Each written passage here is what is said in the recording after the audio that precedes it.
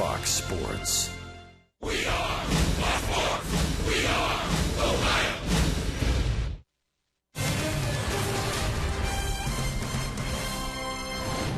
Well, it's a pretty easy ride up I-75, roughly about 4 hours, Cincinnati to downtown Detroit, Michigan. A number of Reds fans rolling into Comerica Park, interleague play. 2 here, 2 in Cincinnati, same opponents as the Reds take on the Detroit Tigers.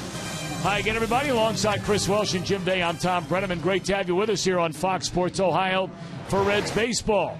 And certainly a treat, that's if you can keep him quiet, to get a chance to see one of the game's all-time great hitters still on top of his game now in the Tigers' first baseman, Miguel Cabrera. It's one of the things you really got to like about interleague play. The Reds haven't done very well, but they will see some of the best in baseball. And Miguel Cabrera, maybe the best of our generation as far as being a pure hitter, combining batting average with power, with clutch. If this guy stays healthy, he's a cinch for the Hall of Fame. He probably already has written his ticket to that anyway. But you can see what he's done this year, and he's just now getting heated up. 341 batting average, 14 home runs. This is what you need to do when you've got Cabrera in the lineup. Make sure you get the guys ahead of him out, because it's awfully tough to get this guy right now, because he is truly an all-time great. This was a guy who came up, you may remember, as a teenager for that Marlins team that won the 2003 World Series. The man whose job to try and slow Cabrera and his teammates down is a rookie making his third start, John Moscott. You know, the best advice I'd have for John Moscott is just don't even read the back of the numbers and the names on the uniforms. These guys are just baseball players. Go with your strength. For Moscott, that's keeping the ball down the zone, running that sinking fastball, changing speeds, throwing strikes. Don't give him too much credit. If all that happens and let his defense do the work, he should be okay. All right, when we come back, Jim Day will have more about the brief series history between these two teams. A Motor City showdown, the first of 2 in Detroit, followed by 2 in Cincinnati.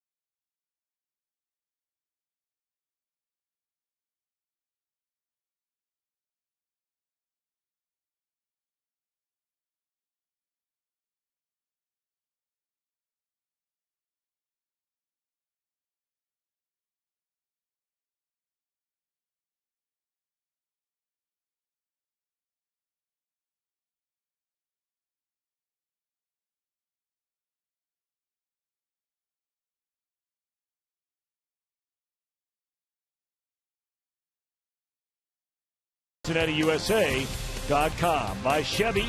Check out their award-winning lineup only at your tri-state Chevy dealer. And by Skyline Chili, feeling good. It's Skyline time.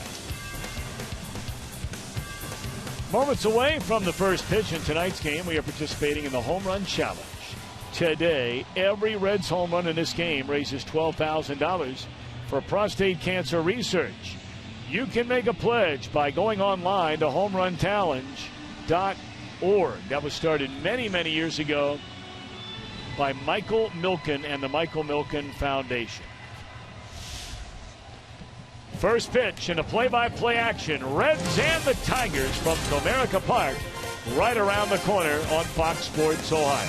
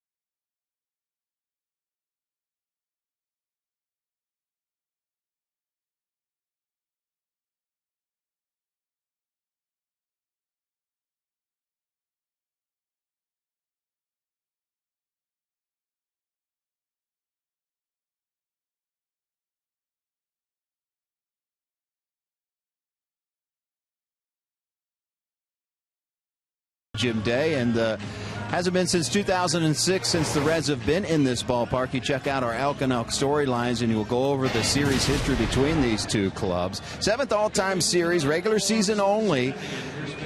Tigers lead that regular season 10 games to 8. And the last series was 2010 in Cincinnati, 06 here, as I said. And if you want to go back in time, they faced each other in the 1940 World Series, and the Reds won that bad boy 4 games to 3. We'll see what happens tonight as Brandon Phillips steps in. Tom Brenneman. All righty, Jimbo, here we go. Well, they were calling for rain and rain and rain and rain, and that's the last time hopefully we will use that word tonight. A 4-letter word indeed of late for the Reds. Trying to snap this 2-game losing streak. A couple of heartbreakers the last couple of nights. And the very talented yet underachieving Detroit right-hander Anibal Sanchez delivers strike 1. And this one is underway at Comerica Park. Brandon returned to the lineup last night. A .302 batter, 3 home runs, and 26 runs batted in.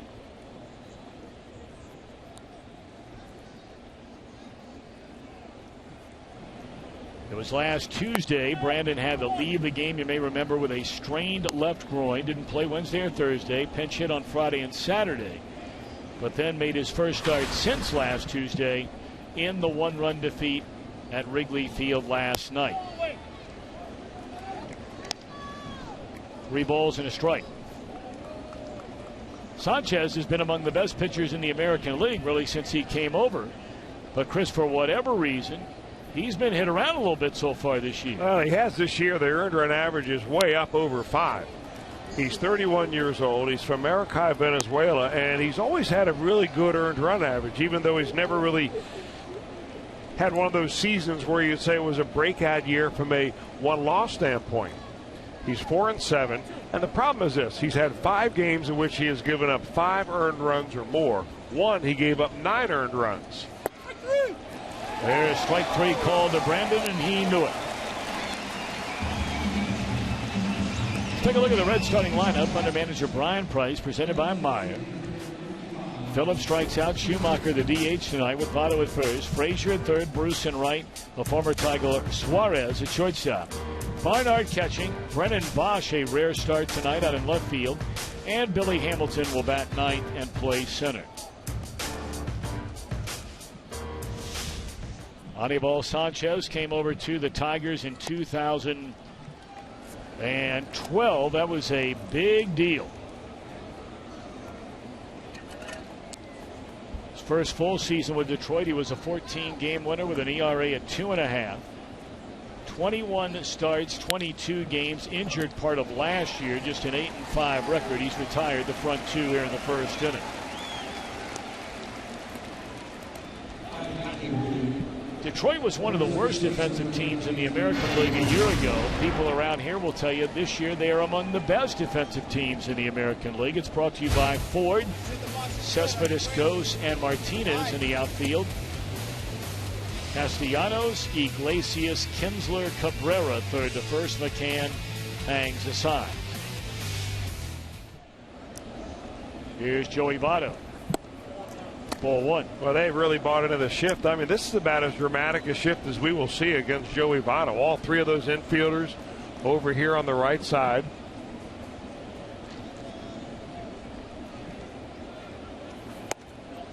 And it's kind of funny because Sanchez is never really been a ground ball pitcher, but this year fewer ground balls than ever before. One reason why his earned run average is high. A lot of those fly balls have been leaving the yard.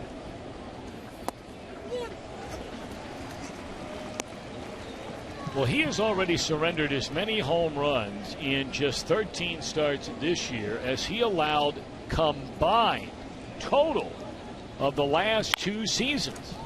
But he'll retire the Reds in order in the opening frame here tonight. Sean Muscat makes his 3rd career start.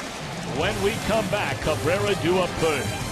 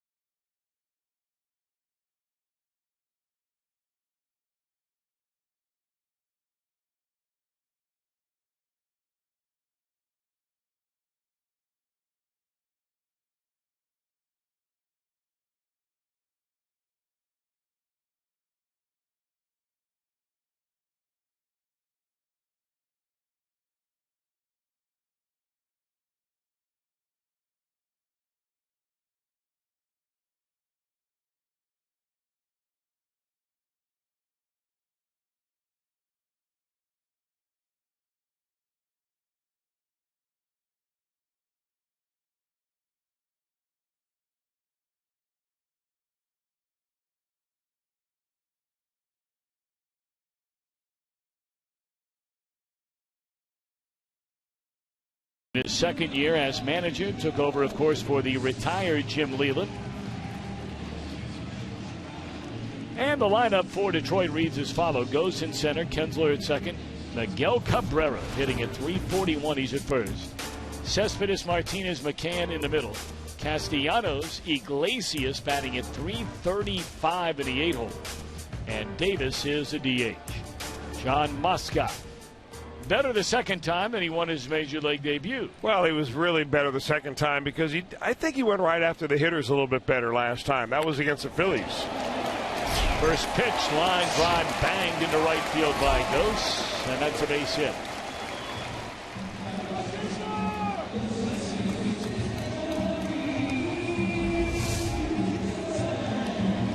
Well, going after the hitters is one thing, but throwing it right down Broadway, belt high, is totally another thing. And for hitters that really haven't seen you very much, and I would doubt that any of these guys have seen John Moscott very much, maybe somewhere along in the minor leagues, a couple of them. But they're going to be looking fastball early in the count, go by what the scouting report says, and mostly looking down in the zone, which is where Moscott needs to stay. Ghost has 9 stolen bases, but my, oh my, don't let that fool you. This guy has put up seasons in the minor leagues of 76, 45, 70, 49. Last year, between AAA and the Major League club in Toronto, he stole 36 bases. And when you start drifting into 70s a couple of times, that's a base stealer, or certainly a threat. What you've got to watch with him is he takes a lead and then he begins to inch off a little bit more at a time. A little bit more, a little bit more, a little bit more. And before you know it, he's got another full step on you. That's why it's very important as a right-handed pitcher, you got to look over your shoulder to see him, that you take a couple of looks before you go to the plate, because he may surprise you and have another extra foot or two which you didn't think you had the first time you looked.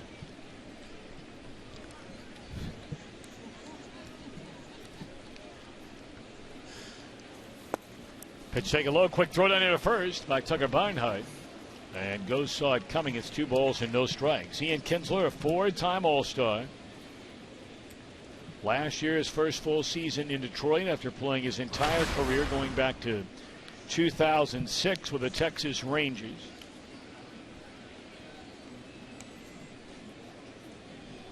Two 2-0 count on Kinsler. 3-0. Delayed steal. And getting in there safely is Ghost.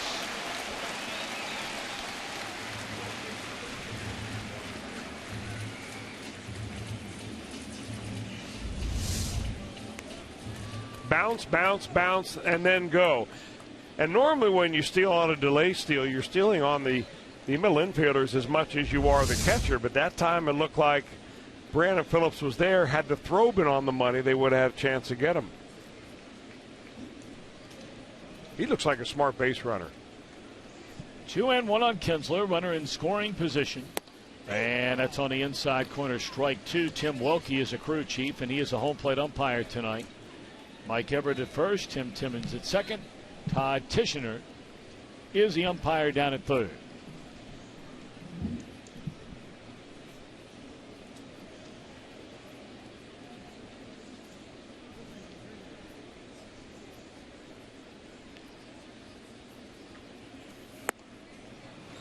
Kinsler gone swinging. Well, that's good movement on that 93-mile-per-hour fastball to take care of Kinsler. Well, that's a nice comeback, too. You got it behind on him, 2 balls and no strikes. And did not panic, just kept coming back with your strength. And that is his strength right down there. Bottom drop out of that pitch.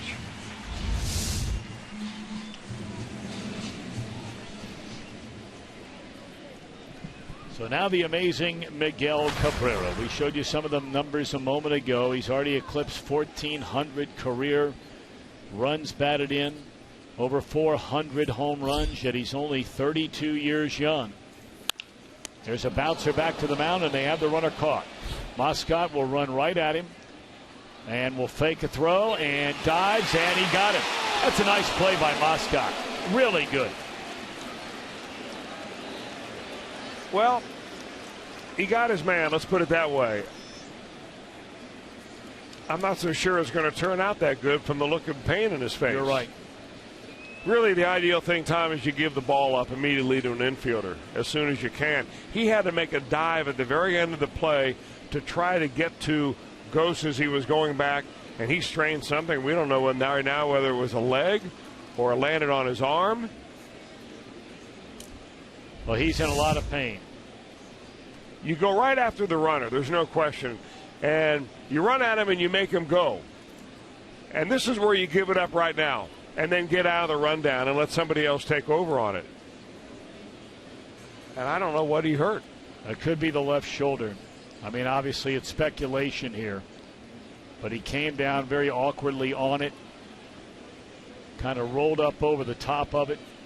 Oh, his hand. He's trying to get that glove out of his, or the hand out of his glove as soon as he can. I mean, he has not moved since he went down. Oh, geez.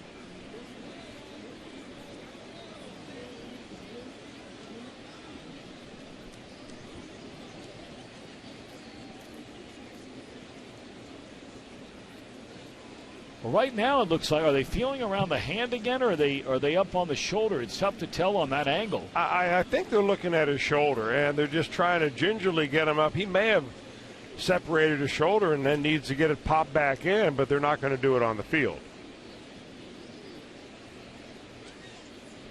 That's a tough break for a young man that has worked very hard to get here.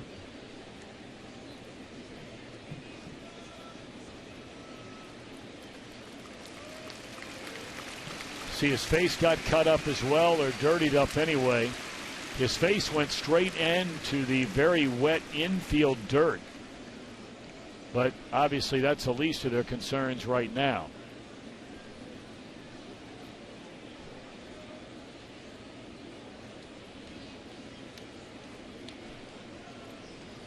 Oh, that's really too bad. He is in some kind of pain, too. Just getting off the field is difficult.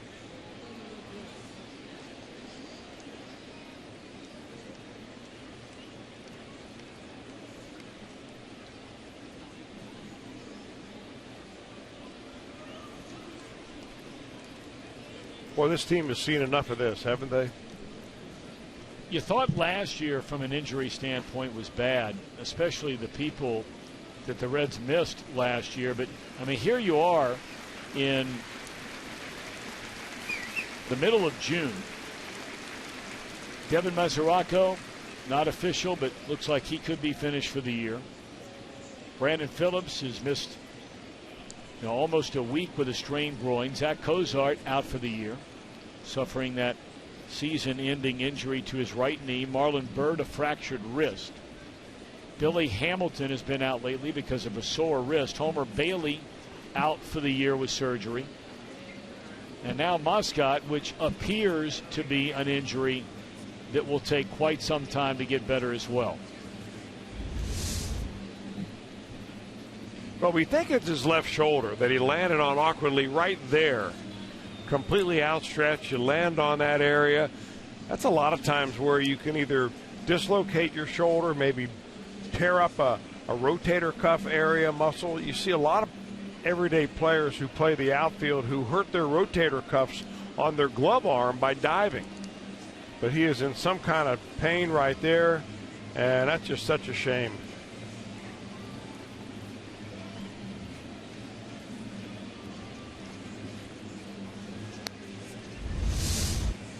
Well, the Reds had to make a roster move before the game today when they learned that Tony Cingrani officially was suffering from a strained left shoulder. That's why Cingrani did not pitch in last night's loss to the Chicago Cubs after warming up down in the bullpen. And they brought up again right-hander Pedro Villarreal, and he will come on, and however much time he needs to get ready to come into this game, he will so be granted. So this is our Skyline Chili call to the bullpen. What a shame. What a shame. If we hear anything officially on John Moscot from the Reds clubhouse, we'll let you know. Back in a moment.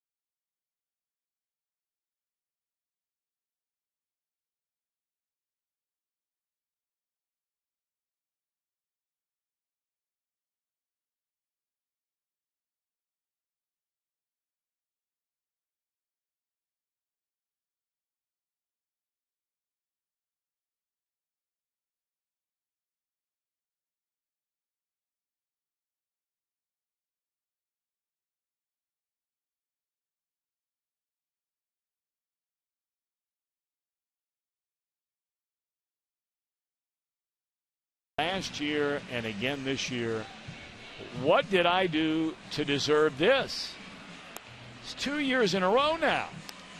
I mean, is there an answer to that? No, I mean, obviously there's not. No. I mean, the first thing Brian feels for is his player. I mean, tonight, John Moscott.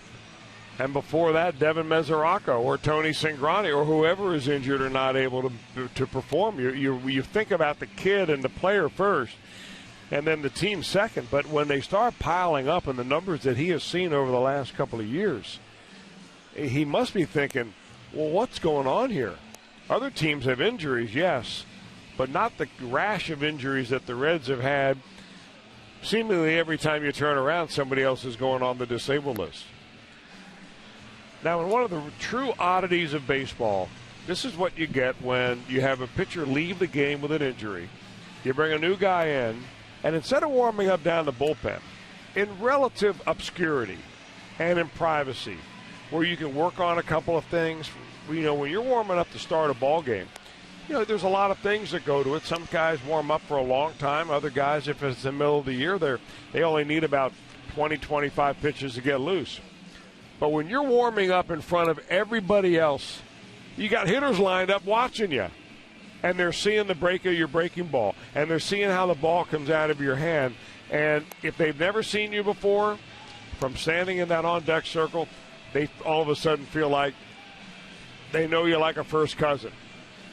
And Pedro Villarreal is the guy that is in the ball game right now and just flew in today. And the Tigers are getting a good look at him. He's been up and down from Louisville to Cincinnati 5 times this year. I mean, you talk about getting to know all the nuances of that I-71 corridor. He knows it. Let's take a look at the Reds defense behind now Villarreal, brought to you by Ford. Bosch in left, Hamilton in center, Jay Bruce in right, Frazier and Votto on the corners. The former Tiger Eugenio Suarez, the shortstop. Brandon Phillips at second, and Tucker Barnhart hangs a sign. You know, you think about Villarreal, you talk about up and down. I mean, you are talking about, up and down. Comes up on April the 15th, down on April the 17th. Up on the 9th of May, gone on the 11th of May. Oh, by the way, make a U-turn and come back again on the 11th of May. Go back the 13th of May. Come up June the 5th. Go down 5 days later. And come on back up to Detroit today.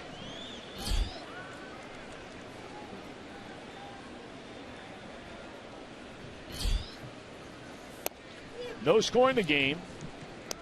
Cabrera the runner at first, and here's Cespedes. 307 batter, 9 home runs, 33 batted in his first season as a Detroit Tiger. Native Cuban, 29 years old.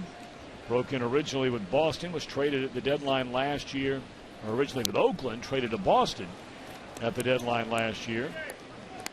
A season ago, knocked in an even 100 runs. He had 36 doubles and 22 home runs. He was a much better hitter last year than he was the year before. And right now, he is red hot. They've got a number of guys up and down the batting order that are finally starting to hit the ball consistently for the first time. Cabrera's always hitting, but Cespedes and the guy behind him, J.D. Martinez, especially hot right now, each with 8-game hitting streaks. Now, what do you like? You've always talked about Villarreal, feeling he just needed the chance. Well, you know, of all the times he's been up, Tom, and you performed a pretty good list of all the treks up and down. He's only pitched in 3 games all year long. Just a little bit over 4 innings. And what you have to have if you're Pedro Villarreal is essentially a rubber arm, because he gets called up to be the extra man when the Reds play a doubleheader. You never know when you're going to be in the ball game when you're a long reliever. You could be in the first inning or you could be in the 15th inning. And here he is in the first inning tonight.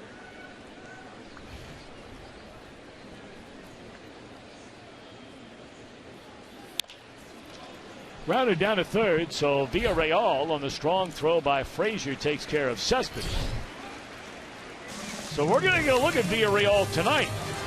And I know, Chris, you and Jeff Brantley have been looking forward to that.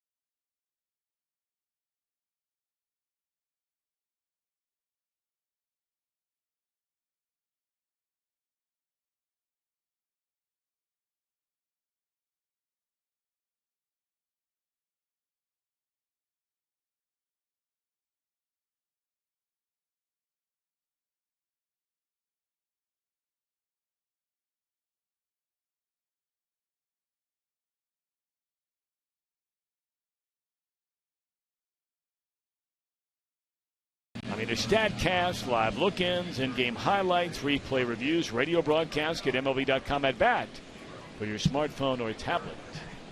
No score from downtown Detroit, Michigan. On a ball, Sanchez delivers to Todd Frazier up high, ball one. Frazier among the hottest hitters in all of baseball. I mean, he has been tearing it up for a little more than a month. And there is a rocket into left field. And that's off the wall. Frazier digging hard for second. They'll slam on the brakes. Cespedes played that ball perfectly. It was hit so hard. Picked it up barehanded and fired a strike. Cespedes ranks second in the American League over the last 3 years in outfield assists. Well, he's got a very good arm, Cespedes does, though, but really doesn't have any choice on this ball. It is hit so hard over his head. There's no judgment involved except going over there, picking it up, and firing it into second base. And that is a long, hard hit single. In fact, Frazier has to dive at the very end of this play, thinking that they might throw behind him. Frazier since the 5th of May, so that's almost 6 weeks.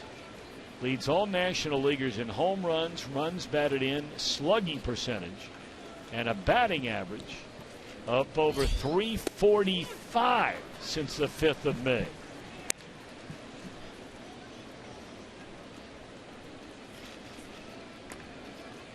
Jay Bruce at 212, 9 home runs, 29 batted in.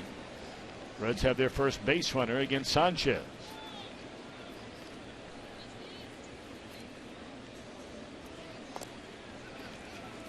Todd with 7 stolen bases. He's been thrown out twice. The Reds as a team lead the major leagues with 65 steals in 82 attempts. Now the Tigers stole their 50th of the year when Ghost got one there in the first inning. And you can run on Anibal Sanchez. He's never been really good at holding runners on. This year the same way. He's given up 8 stolen bases. They've had 2 throw-em-outs.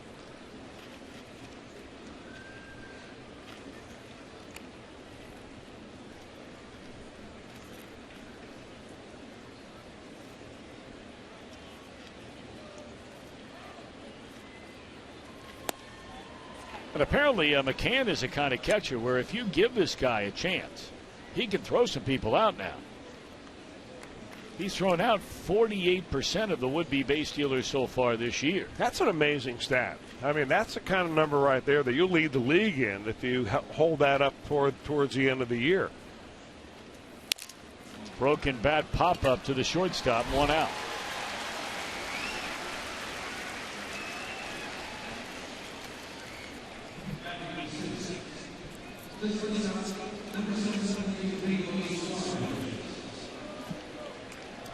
Well, really not much of a reception for the young man who got a lot of playing time, starting playing time for this Tigers team last year. Eugenio Suarez made his major league debut, 85 games for Detroit a season ago, including 81 games as their shortstop. And with their organization, ever since he signed professionally, no chance for the catcher to throw out Frazier at second base, who got a huge jump. Number 8 for Todd.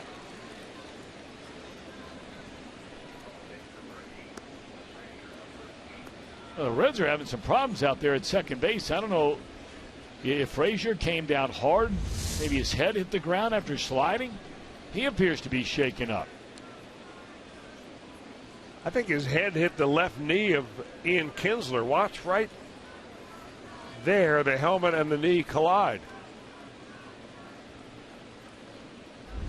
That's the same bag where John Moscott went diving in to make a tag on Ghost just a few short moments ago and had to leave the game with an injury. Iglesias throws out Suarez, 2 away in the inning. Well, you see Iglesias, he'll be one of the flashiest, smoothest shortstops that you will see in a long, long time. And that was one reason why the Tigers were confident, but they had to give up Eugenio Suarez in exchange for Alfredo Simon, that they weren't going to take a step back. They have plenty of depth, and this young man right here is about as good as they get. There's Alfredo. He just pitched yesterday, so he will not pitch in this series, nor in the series in Cincinnati.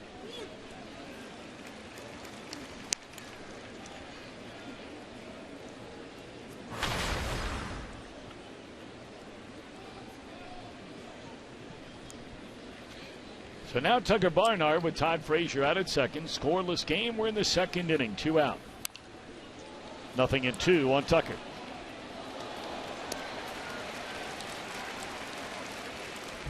Anibal Sanchez is not the type of pitcher that's going to blow you away. His fastball averages around 93.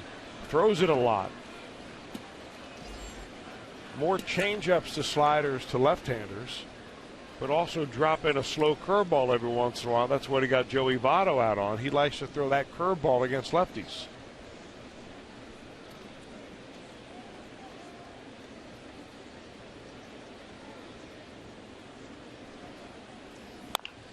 Hooked into right field. No! Up to get him before he got there was Cabrera. So the big fella still with some hops. No score after an inning and a half.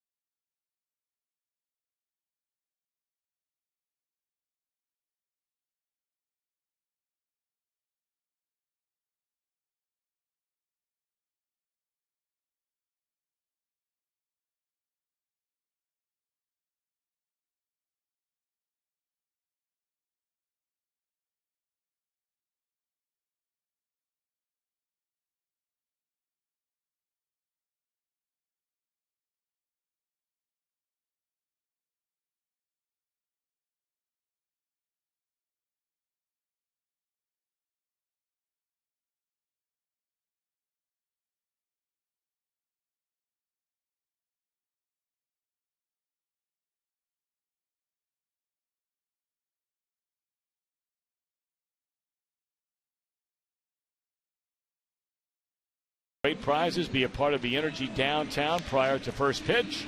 A pregame warm-up gets started at 5 this Thursday at the Blind Pig. Is that any relation to the Blind Lemon? I don't know. Blind Lemon probably has been around a lot longer than the Blind Pig or the Flying Pig.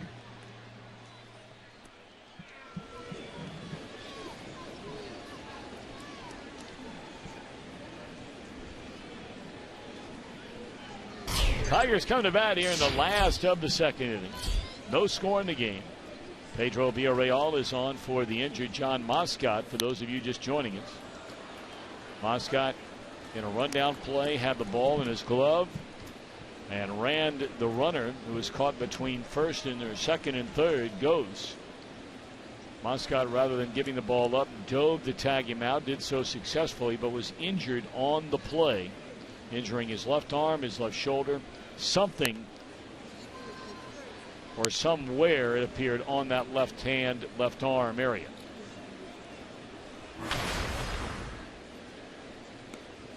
J.D. Martinez. This was a guy that Detroit basically picked off the scrap heap from the Houston Astros.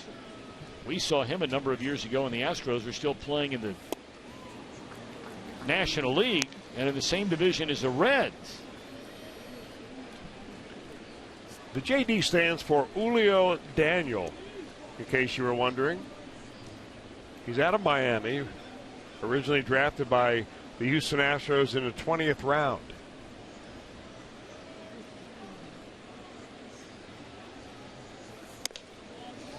He got his first shot with the Astros back when Hunter Pence was a member of the Astros. He was traded from Houston to Philadelphia. They needed an outfielder, and they brought up Martinez. Hard-hitting young minor leaguer with a big swing. He's got plenty of power, and he has hurt the Reds, as you can see. Last year as a Tiger, he stunned everyone after they picked him up from Houston, as he fouls it straight back. He was signed by the Tigers as a minor league free agent. 1 week before the start of the regular season, they sent him to Toledo for almost 3 weeks. That's their AAA team just down the road. And when they brought him up, he hit .315 in 123 games with an on-base percentage of up to 36%. 23 home runs, 30 doubles, and knocked in nearly 80. Slow bouncer to Frazier, plenty of time. 1 out.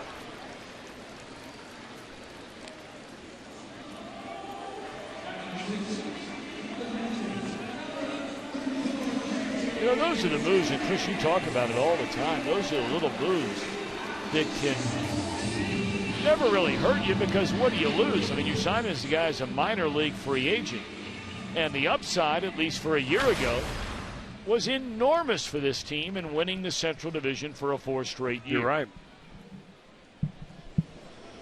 You never know when they're going to pan out. Very similar to what the Reds did a few years ago with Alfredo Simon. Picked him up off the scrap heap. Didn't assign him to a minor league deal, but the same type of thing.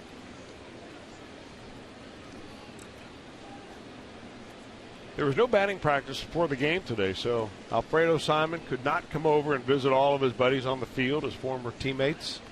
I imagine they'll get after that tomorrow.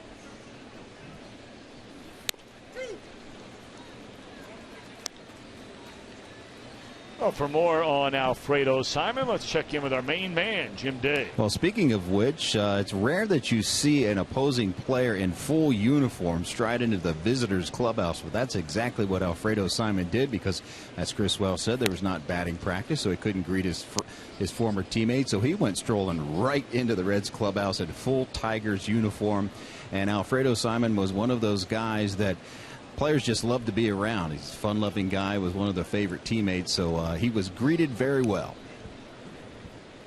Yes, he was, and what a great story he was, really, during his entire Reds tenure. Swing and a miss here, strike 3 to James McCann. And Villarreal has retired the first 3 batters he has faced. Looks like Pedro's got a nice little slider working today, working the outside of the zone against McCann, and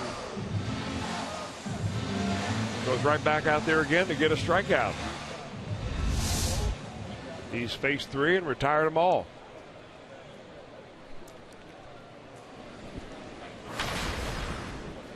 Interesting story we heard the other day, heard about something that happened involving Castellanos. And listen to the pronunciation of that name, because Mario Mpemba is the voice of the Tigers over on television. And his partner, longtime partner, very successful duo, Rod Allen. There's Mario on the right, Rod on the left. And, you know, we were double checking to make sure, yes, it is Castellanos. And Mario had gone down there when he first came up to the big leagues. There was some debate, was it Castellanos? And this young man said it's Castellanos. And he said, okay. So that's what they've been calling him ever since.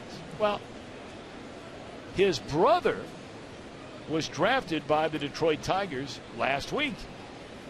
And they had Nick introduce the selection. And he introduced his brother with the last name pronounced Castellanos. And Mario was saying before the game with you and me, he was saying, I don't know what to think anymore. Because he told us point blank, it is Castellanos.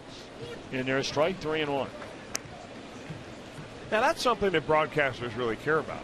I mean, if you're sitting at home on your couch, you're thinking, well, what's the big deal? Everybody has their name mispronounced from time to time. I just, you think it's more of a thing as there's a liner to third of what does the family want? And here you had one member of the family say it's one way, and yet he introduces a family member a different way. Perhaps we can contemplate this through the ages.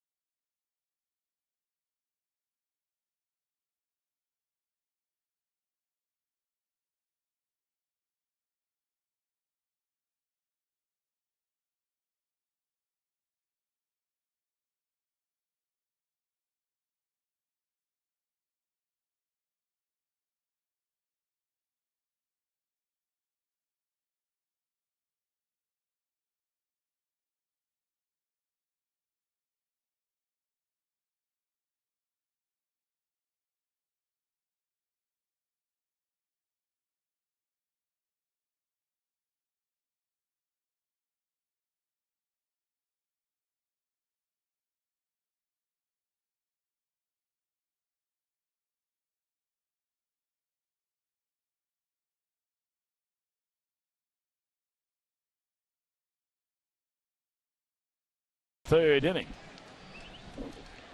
In a scoreless game, the first of 4 consecutive games between the Reds and the Tigers. Tonight and tomorrow night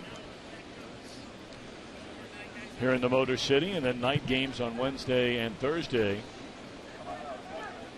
at Great American Ballpark. Not quite sure what the holdup is here. Tigers don't have a left fielder. They were originally waiting for the timer clock to tick its way down, and it has already done that. Now, I'm not sure what they're doing. Well, they don't have a left fielder. Oh. That job belongs, of course, to Cespedes.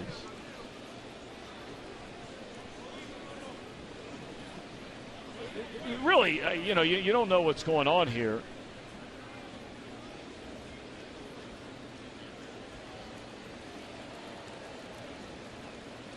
But you can guess. Well, you can guess, but you should make the team put in another player. Well, maybe you need to just take a little break. Everybody needs to take a little break.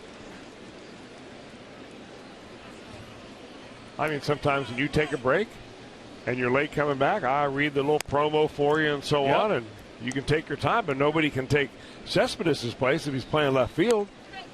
They have somebody on that bench who can take his place. Yeah, but he was only going to be a minute. There's not another sport that would have waited on him. You think they were knocking on the door? I don't know. Not another sport would have waited on him. Not one. Well, they'd have been playing. He's happy he's out there now.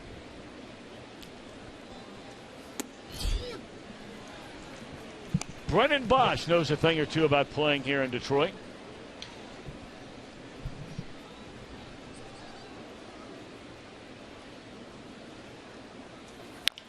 There's a bouncing ball foul wide of first.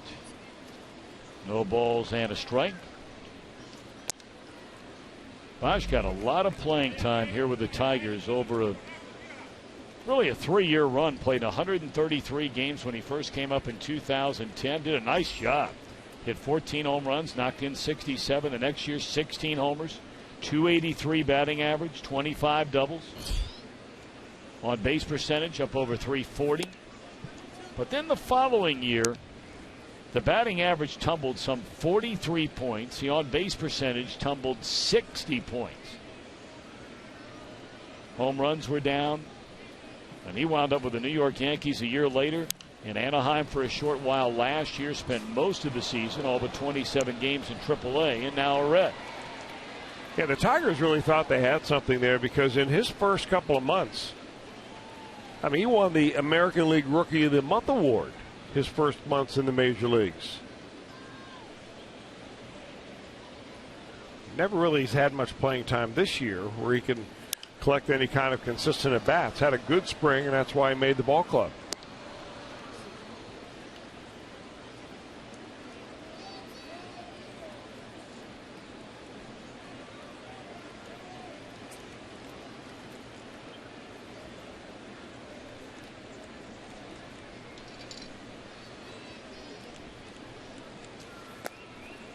In the dirt, 2 balls and 2 strikes.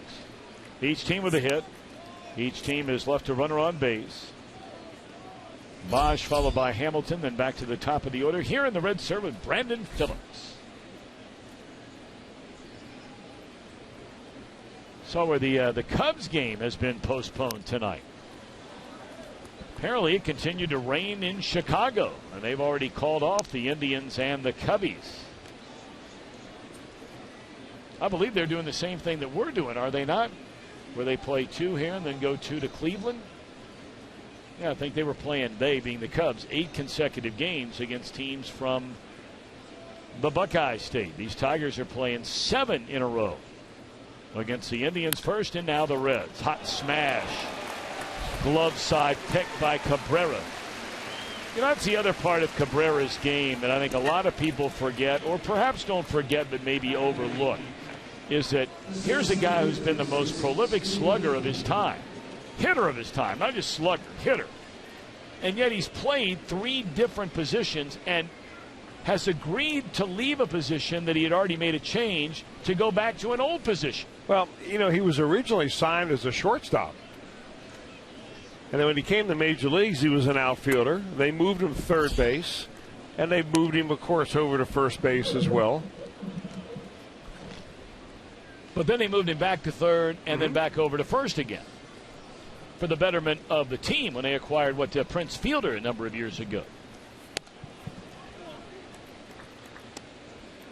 That's why I was, and you and I have talked about this many times, that's why I was just dumbfounded at the reaction of so many people when there was even a whisper about the Reds contemplating, and whether they were or whether they weren't, we don't know. But there was some, rumor out there, or people wondering, hey, would you move Joey Votto to left field off of first base? And people talked about it like it was blasphemous. And yet a guy like Cabrera, you just ask him to change a position and no problem. Whatever you want me to do. And maybe Votto would have been that way too. He probably would have. They probably would have. You're right. I mean, they've got a lot in common anyway. They're They're slugging first baseman, and they're both signed to extremely long, very lucrative contracts. Cabrera signed through the year 2023. And if he hits a certain amount of quality, meaning if he's in a top 10 in the MVP voting for the next 2 years, he'll automatically lock in through 2025. And he'll be 42 years old.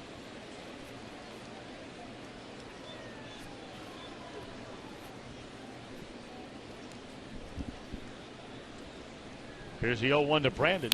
And that's at the second baseman, Kinsley.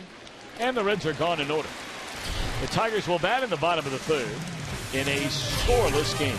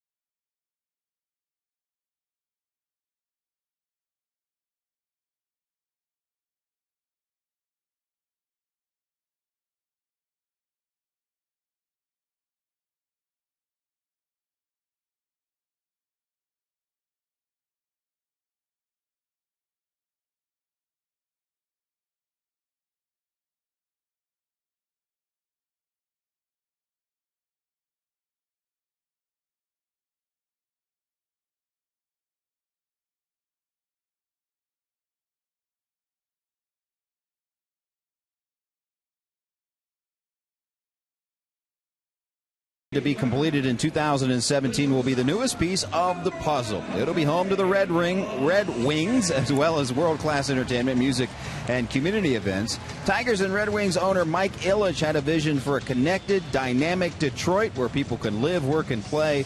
And this is another step in fulfilling that vision. And for a guy that used to cover hockey on a regular basis and made many, many trips to Joe Louis Arena and saw many a rat running underneath, it was one of the greatest atmospheres in hockey, but it is overdue. They need a new home, so this will go a long way in revitalizing downtown. All right, Jim, thank you very much.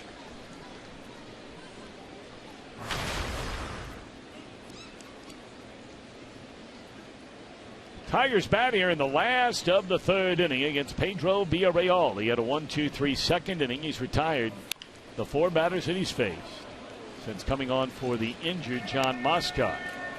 And quickly ahead of Jose Iglesias at 0-2. Well, this young man, .335 batter, on base percentage of .384. And batting eighth in a lineup. Came over in a deal from Boston and became their shortstop down the stretch rather than Suarez. That one, a pitch up in the strike zone, and he shoots into right field, a base hit. It's a good bit of hitting right there. You're protecting the plate a little bit. You see it pitch up. There's a hole to the right side. You just drill it that way.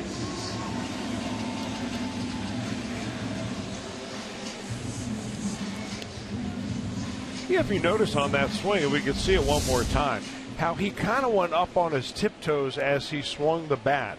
He didn't crouch lower and try to get that ball above his head, but he tried to get his body as comfortable as possible to the height of the baseball.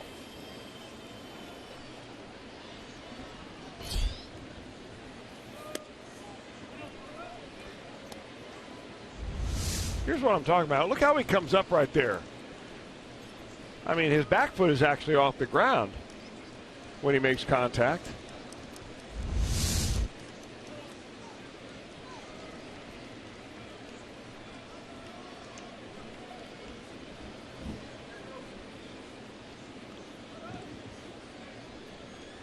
Now Davis. The Iglesias 8 of 12 in stolen base attempts so far this season. Davis a home run, 11 runs batted in, carries a .281 batting average.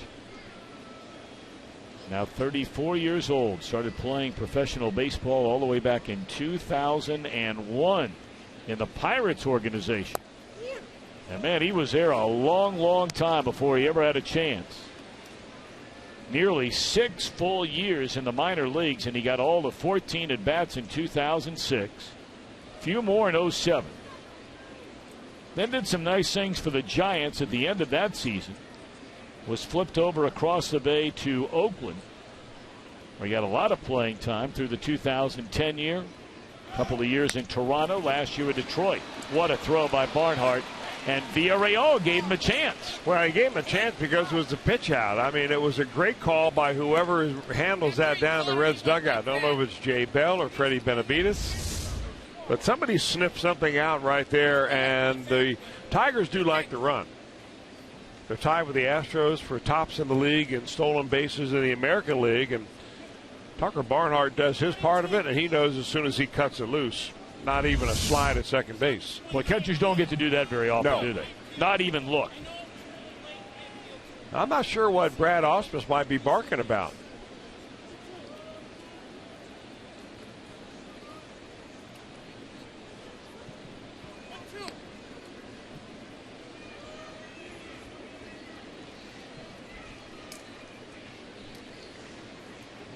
He got to do that a few times as a catcher. Mm-hmm. Long-time catcher in the major leagues. Well, you're not kidding.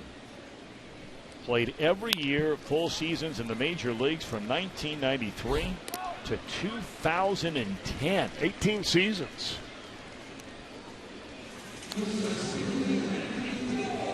Brandon throws out Davis, 2 away, and Villarreal is looking very, very crisp here in this his 5th stint with the Reds.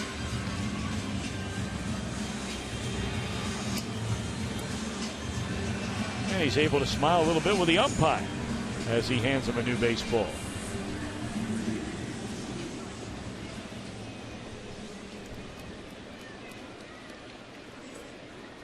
You know, it may not seem like a big deal to maybe some Reds fans right now when the team comes in 6 games under 500, all the players hurt. And, you know, maybe you're starting to get a little, I don't know, long-faced about the way the Reds' prospects might be or might not be. But make no mistake about it. Games like tonight are extremely important to a young man like Pedro Villarreal. You're up for a day or two, then you're right back down to the minor leagues. Up for a day or two, we documented that, right back down to the minor leagues. And infrequently ever you're getting a chance to pitch or pitch in a game that matters. Well, he's coming into this game in a scoreless game. And through 2 1/3, he's allowed 1 base run.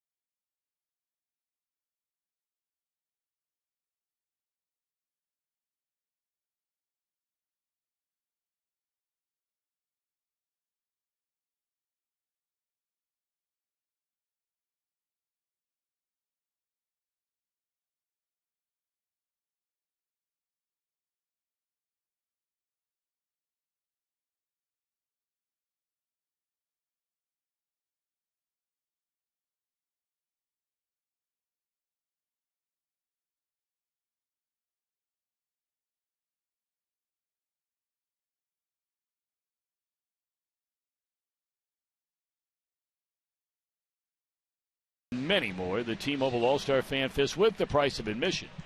Tickets available right now at allstargame.com. Be here before you know it. We're less than a month away now. Skip Schumacher to start things in the Reds' fourth inning of a scoreless game against Anibal Sanchez. Skip bounced out to Cabrera his first time up.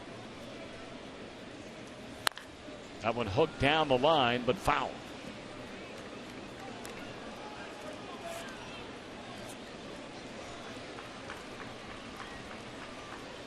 Reds have one hit, one time, and one batter through their lineup against Sanchez. That was a single to begin the second inning by Frazier, who stole second and was stranded there when the inning came to an end.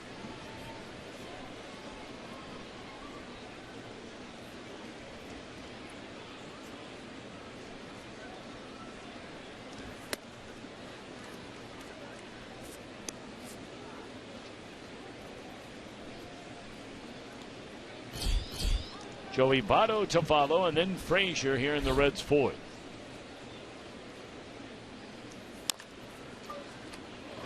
Sanchez up to get it. And the underhand feed to Cabrera for out number one. Time now for our Lowe's Never Stop Improving. Well, it's been the quintessential roller coaster ride so far this year for Joey Votto. Well, the good news for Joey Votto is his health. And when you've got healthy legs and a good foundation, you're going to see power numbers from Votto that we have not seen over the last couple of years. And for Votto, that means hitting the ball to all fields. Hit a ball off the wall, left center field last night in that Sunday night game. His home runs have gone all over the place, really. They feel when he puts the ball on the ground, he's going to pull it. That's why they put that Votto shift on.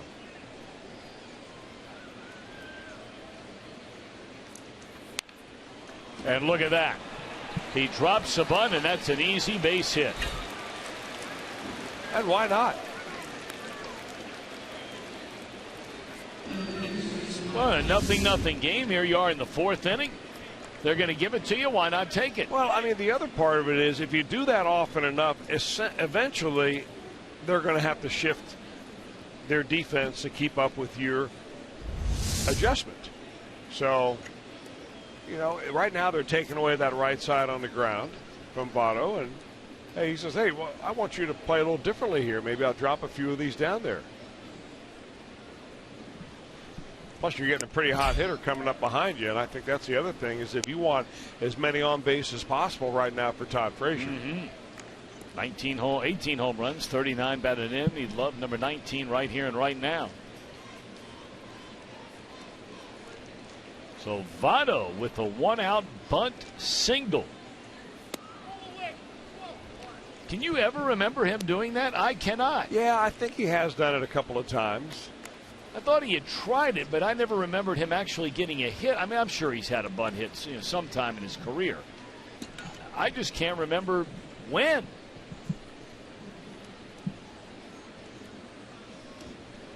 Now, we've seen Jay Bruce, show bunt from time to time, and Bruce has even gone on record as saying, I'm going to continue to try it from time to time. And he's also said that he needs to improve on it a little bit more. But what Votto did right there is what any coach will tell you, that you bunt first and run second. I mean, these guys bunt every time they take batting practice. And it's amazing how easy they make it look. But you have to stay in the batter's box first. And the other thing this does really for Todd Frazier is that it creates a little different dynamic defensively in the infield. If they're thinking about a double play ball, the second baseman, the shortstop have to play double play depth. That means a little bit closer to the bag.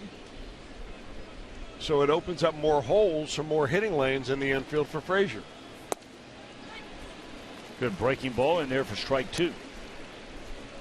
Frazier, I think, is thinking that was a hanger. If I was looking for that pitch right there, that's one that he could jump all over. Of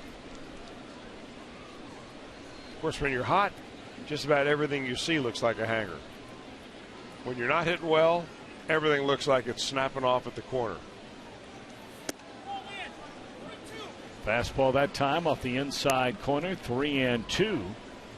Well, will the Reds start Votto here? Not totally out of the question. Votto has 5 stolen bases in 6 attempts, so it's not like he's a plotter over there.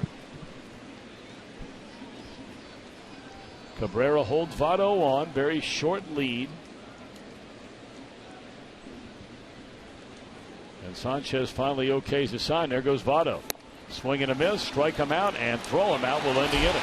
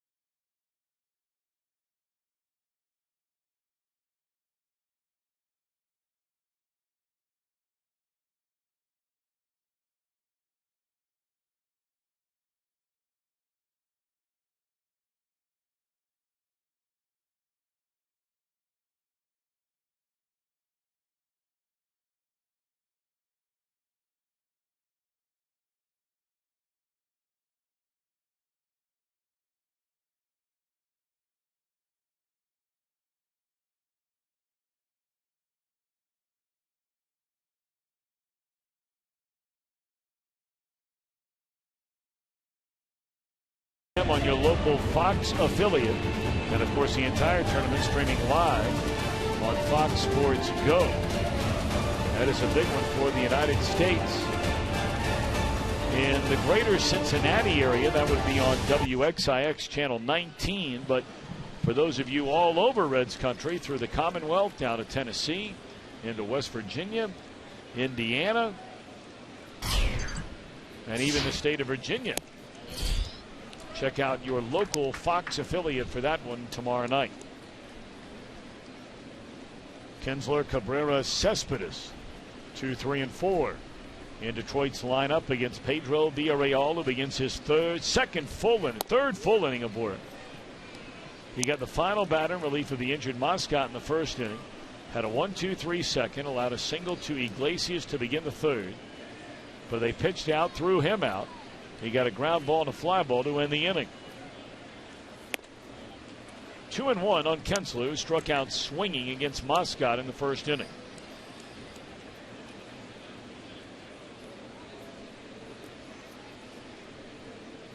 Michael Lorenzen against Kyle Ryan tomorrow night. We'll have all 4 games of this series. In fact, every game this entire week right here on Fox Sports Ohio. Johnny Cueto against David Price. So for those of you that want to see great pitching, come on down to Great American Ballpark Wednesday night. That is the matchup. Price v. Cueto. And then Verlander against Leake on Thursday night. Villarreal picks up his second strikeout. Pretty good combination of pitches right there for Pedro. He went outside on the corner on the previous pitch. A sinking fastball that Kinsler did not offer at. Then he comes right back with another fastball, but this time down and in. And Kinsler swings right over the top of it.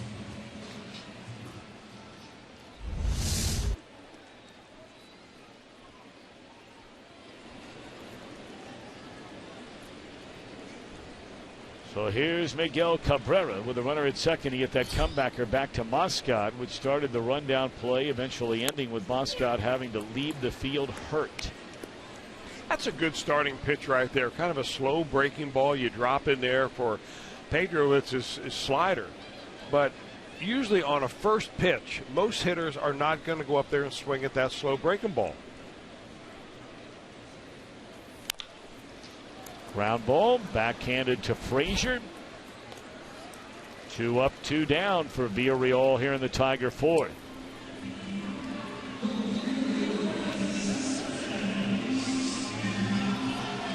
You don't really know if you're Pedro Villarreal. You're brought up here as kind of an emergency move by the Reds. Tony Cingrani forced to go on the disabled list with a sore shoulder. But, so you figure, well, you know, I get called up and replaced for Tony Cingrani, it means I'm going to the bullpen. But if John Moscott's injury is such that he won't be able to make his next start or the start after that, then you may be looking at a guy trying to earn his way into the starting rotation here with Villarreal this evening. Villarreal, in fact, was a starter his entire career in the Reds minor league system until 2013, and even that year at Louisville he started 18 games, pitched in another 15 out of the pen. And then last year was his first full year. Well, he made 2 starts, but he pitched in 40 games out of the bullpen for Louisville and had a nice year. 6-game winner, 2 losses, ERA at 3.2, pitched in 12 games for the Reds. And getting his most extensive work as a Red this season here tonight. Boy, and the bottom fell out of that breaking ball.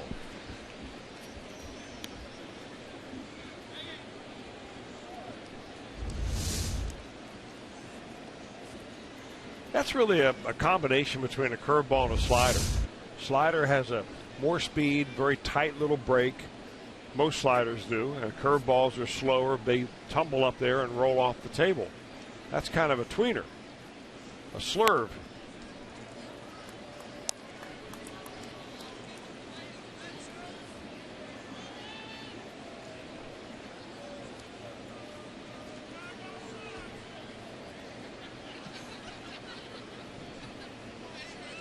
Two balls and 2 strikes on Cespedes, who grounded to Frazier his only time up.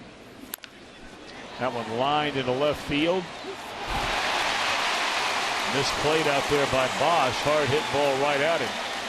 He came in and then watched it sail over his head. That'll be a double for Cespedes. Now, this young man does not get cheated. I mean, we've seen him already tonight just swing about as hard as he can. And he gets down to get that ball, which is a pretty good pitch down the zone. And a humpback line drive, I think that Bosch just thought that ball was going to hump back and sink down to him, and it just carried farther than he thought it would. He didn't have much time to react. That ball was a bullet.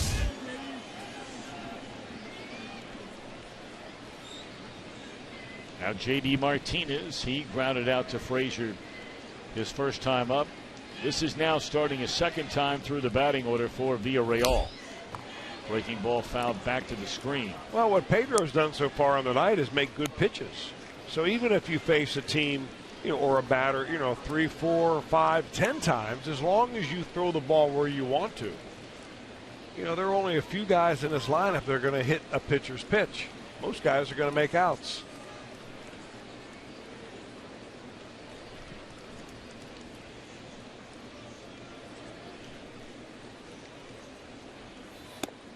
Strike 2. First pitch breaking ball comes back with a 93-mile-per-hour fastball. As Chris mentioned, that was a pitcher's pitch. We just received word, by the way, John Moscott, a dislocated left shoulder. Oh. So we were afraid of.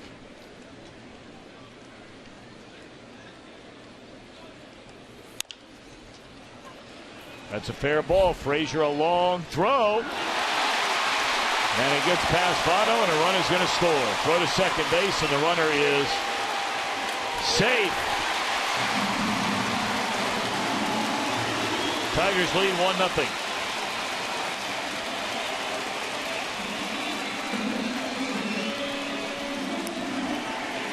Now the ball was right on the third base line, and Frazier knew he had to hurry because he had to back up a little bit. He didn't really set his feet. But that's a play right there, I got to tell you. We've seen Joey Votto scoop a lot of these, but when you've got a runner in a 0-0 game at second base, that's a ball that you may want to come off the bag and put your body in front of. Because if he blocks it there, runner at first base, runner at third, and 2 outs, nobody in yet. But I probably feel that he was confident he was going to pick it. Didn't do it. Now McCann, and he takes down low for ball 1.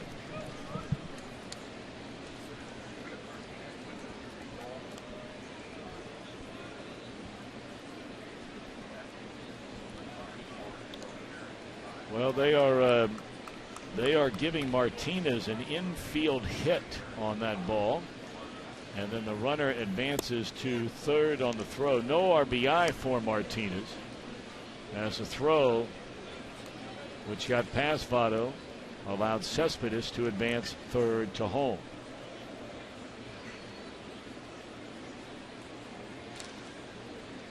One and one on James McCann. All of this coming after 2 are out. A line drive, double by Cespedes, followed by an infield hit and a throwing error, plating the game's first run.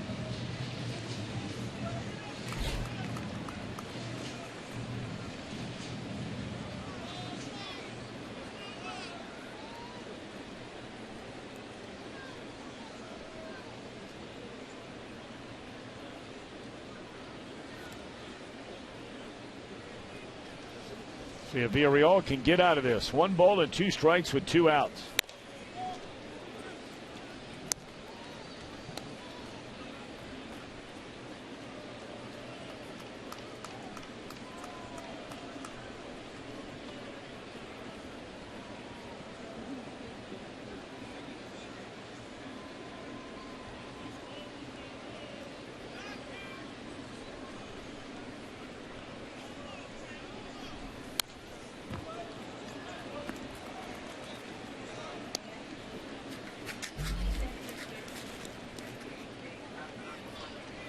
Now, the other part of it for Villarreal is the stamina aspect.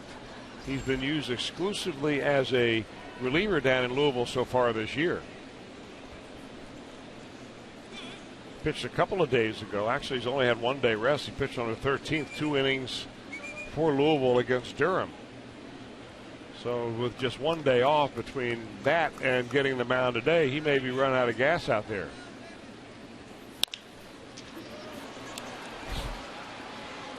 Suarez will throw him out at first. So an unearned run, but a run nonetheless. Tigers at the end of 4 take a 1-0 lead.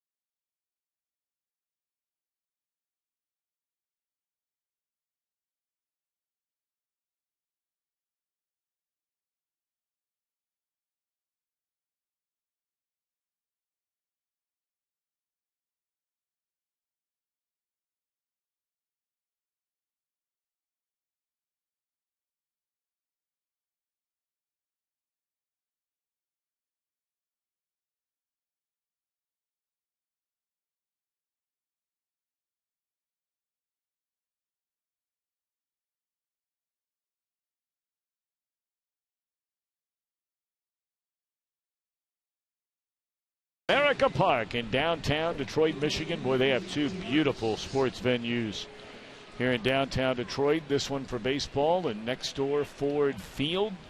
the home of the Detroit Lions. And as Jim mentioned a short while ago, a brand new hockey arena on the way.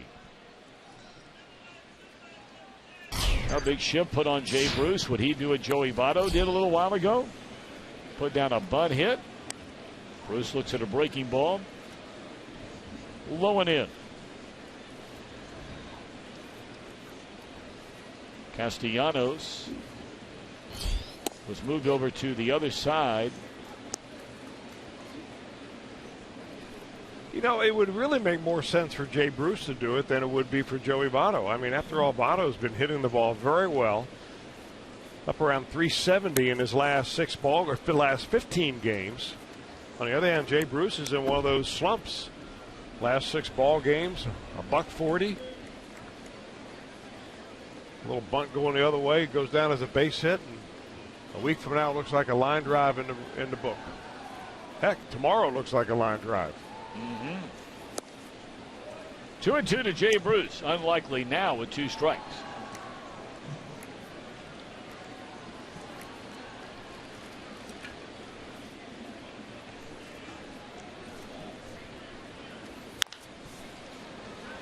Well, Jay going to lift a fly ball into short center field.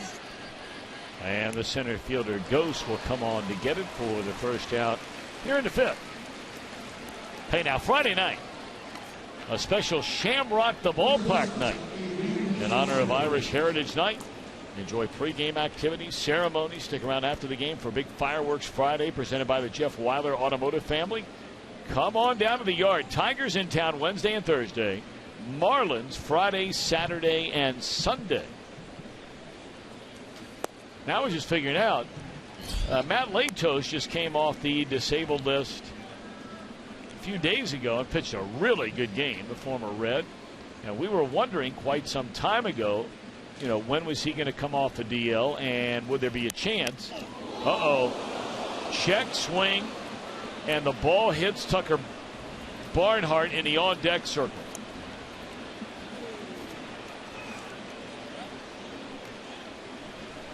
And Barnhart able to apparently laugh it off. Stevie Bauman, the assistant trainer, comes over after Tucker motioned over to Suarez, said, swing the bat.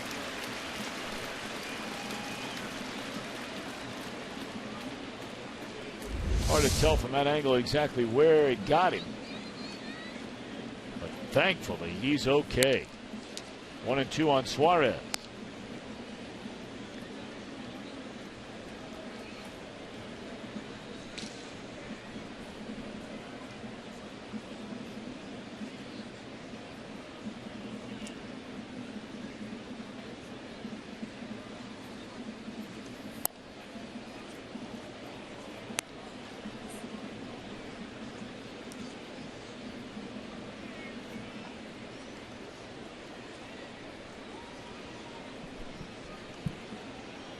Suarez 3 of 17 and now 3 of 18 since coming up to the major league club. That's 3 strikeouts in the game for Sanchez.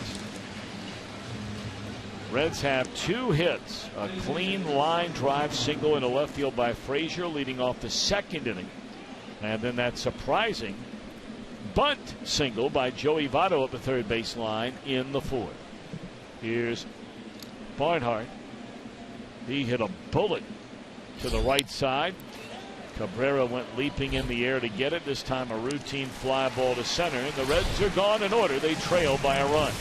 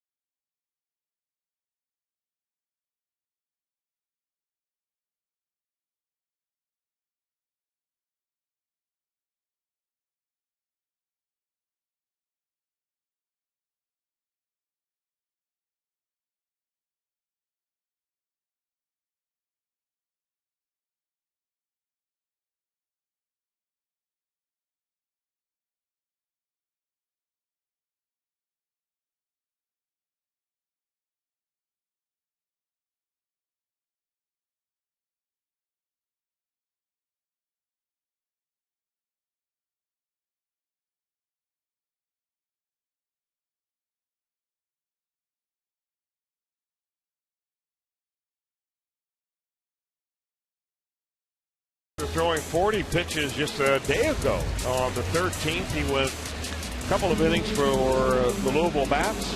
And tonight he comes out and gives the Reds 3 1/3. So nice job for Pedro Villar. Just got off the plane this afternoon and in the ball game tonight. Came in with 2 outs in the first inning. If you weren't with us, John Moscott, the Reds scheduled starter, pitched the first 2/3 of an inning, and in a rundown, he dove at the runner at second base. And in the process of diving into the dirt, dislocated his left shoulder, that's his glove shoulder, and had to leave the ball game. We hope that John's going to be okay. Fortunately, it's his glove side, Tom, and not his throwing arm. Nate Adcock in for the 3rd time. So the Reds are using a lot of young pitchers here that probably never thought they'd see the light of day in the major leagues right now at this point in the season. And they're getting their opportunity right now. And the first pitch is a breaking ball in there, strike 1 to Castellanos. He lined out to the third baseman Frazier, his first time up. Actually a sunset. Boy, you not only talk about the pitchers, Moscott, Villarreal, and Adcock, all three wondering if they'd be in the big leagues this year at all. I'm not sure anybody within a 50-mile radius of downtown Detroit thought we would be seeing a sunset tonight. They were calling for a 99% chance of showers throughout the entire game tonight. And again, we're hoping that that won't be an issue later. To the glove side for Frazier, and his throw is in time, 1 out. So what's harder, being a weatherman or being a big league hitter? Good question. I mean, if you hit 300 in the major leagues, you're atop the league. The weathermen around here are hitting 0 tonight. And that's everywhere. That's just not locally. I mean, those are the big boys that, like, Yeah. Except San Diego. I could be a Hall of Fame weatherman in San Diego. You think?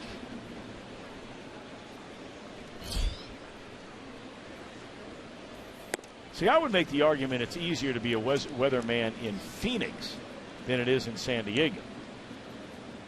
And the only reason I bring that up is because in San Diego, you have some different weather patterns, certainly as far as temperature is concerned, from what you get, along the coast. And Chris, we see that fog they call the June gloom. So you got to talk about that for some folks. But then others who are on the other side of the mountains over there, out in the eastern part of San Diego, it's 100 degrees out there. Yeah, that's true. But of course, when they ask you in Phoenix how hot, you've got to give them a number. Yeah, you do. And you've also got to worry about haboobs out there. Yes. The big sandstorms that come in. Yes. Good point. Forgot about the dreaded haboob. And, man, I'm going to tell you, they are nasty.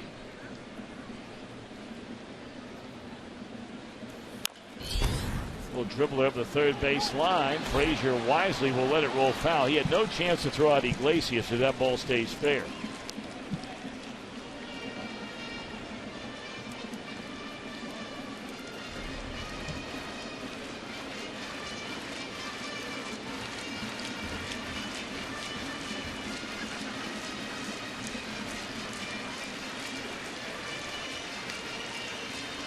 You were talking about the upcoming series with the Miami Marlins coming into town next weekend and speculating whether Matt Latos, fresh off the disabled list, would pitch in Cincinnati. And I'm trying to look it up, and it looks right now that he will not pitch in Cincinnati. He will pitch on Thursday when the Marlins are in New York against the Yankees. He will pitch against CC Sabathia in that game.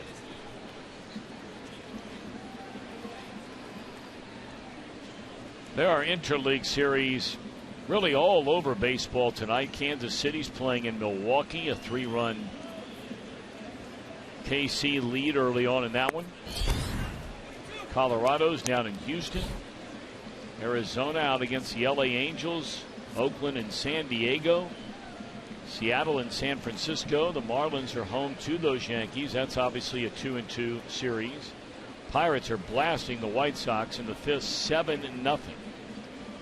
Pirates swept Philadelphia over the weekend after the Reds had done the same prior to that. Check swing looked like he went around. He did. Strike 3 to Jose Iglesias. Nationals losing in the 4th inning at Tampa Bay, and the Rays are on the verge of blowing that thing wide open. They have the bases loaded with none out.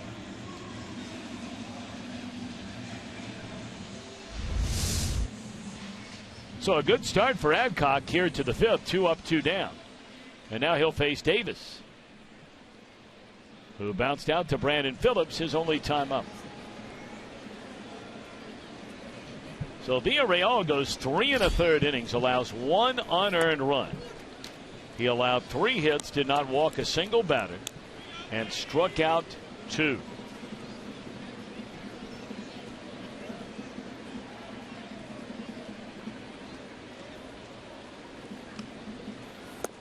Not only the Tigers have been good, we know that over the past several seasons, but man, when they get into interleague baseball in their ballpark, they have won 32 of 42 games against National League Central Division teams in this ballpark. You know, it's funny you bring that up, because that is the one area where the Reds have been among the worst in baseball.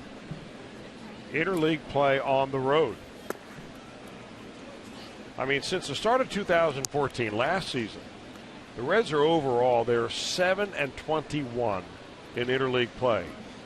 But when you go into American League parks, how about this number right here, 2-16? Those are tough to make up playing against the National League when you start putting that kind of record in interleague play together. Gone swinging on a nasty breaking ball down and away from Davis. At a 1-2-3 5th for Nate Adcock. 1-0 Tigers. We go to the 6th.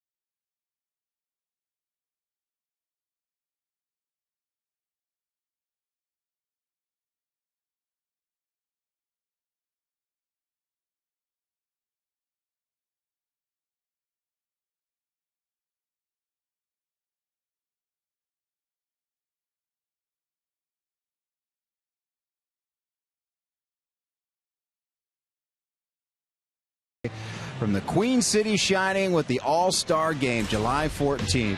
And we'll be having some spotlights along the way, including tonight. We take you back to July 12th, 1988. That's Spud Sabo, a rookie at the time. It was the 59th Midsummer Classic. The Reds had 3 in that game: Danny Jackson, Chris Sabo, Barry Larkin.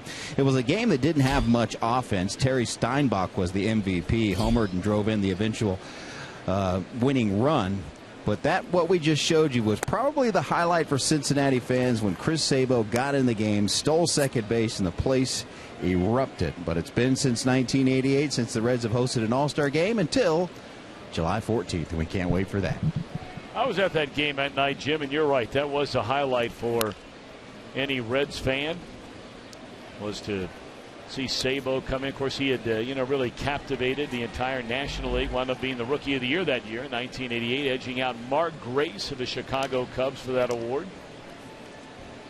Well, his goggles are in the Reds Hall of Fame. And, of course, Chris was inducted 2 go-rounds 2 times ago, 2 induction classes ago. I heard him interviewed yesterday, On WLW, Ken Brew does a Sunday morning show. Great and show. He called up Spuds, and that was a great interview. I mean, he's living down in Florida now. Chris Sabo is coaching high school baseball at the IMG Academy. If you call that high school baseball, I mean, they're getting some of the better players around to go there. But really sounded like he was enjoying himself. Be good to see him when he comes back. Ken does a great job on that show. He sure does. He knows his music too, doesn't he? Yeah, boy, does he ever. The pride of Ohio University. Bosch gone swinging, chasing a fastball up in the strike zone. And that is the 4th of the game for Sanchez. IGS bringing the energy is Billy Hamilton. How about the night he had last night? A team record, tying a team record with the late Ryan Friel, did it in 2005 with 5 stolen bases in one game. And he is the fastest to 100 stolen bases in quite a while. Now it took him, as you look at the 5 steals,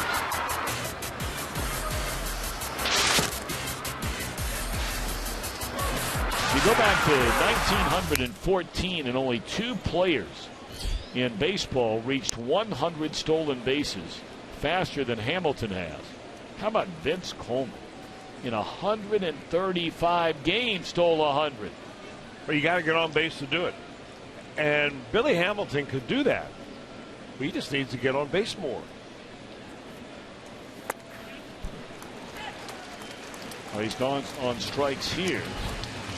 2 in a row. 3 of the last 4 have been strikeouts for Sanchez. You know, there was another guy. I think you played with him, Chris. Did you not, Tim Raines?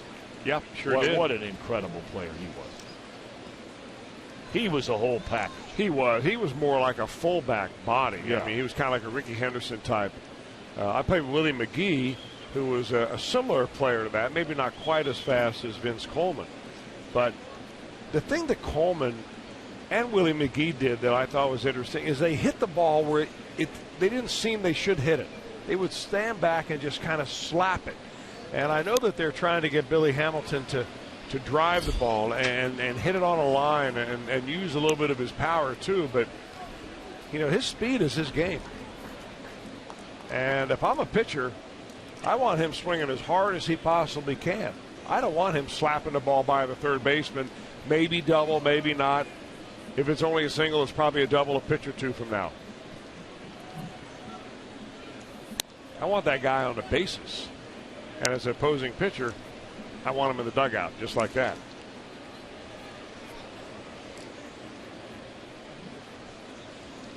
Brandon 0 for 2 is struck out looking and grounded out to his counterpart, Kintle. That came in the 3rd inning, ending the 3rd. And he'll do it again to end the 6th.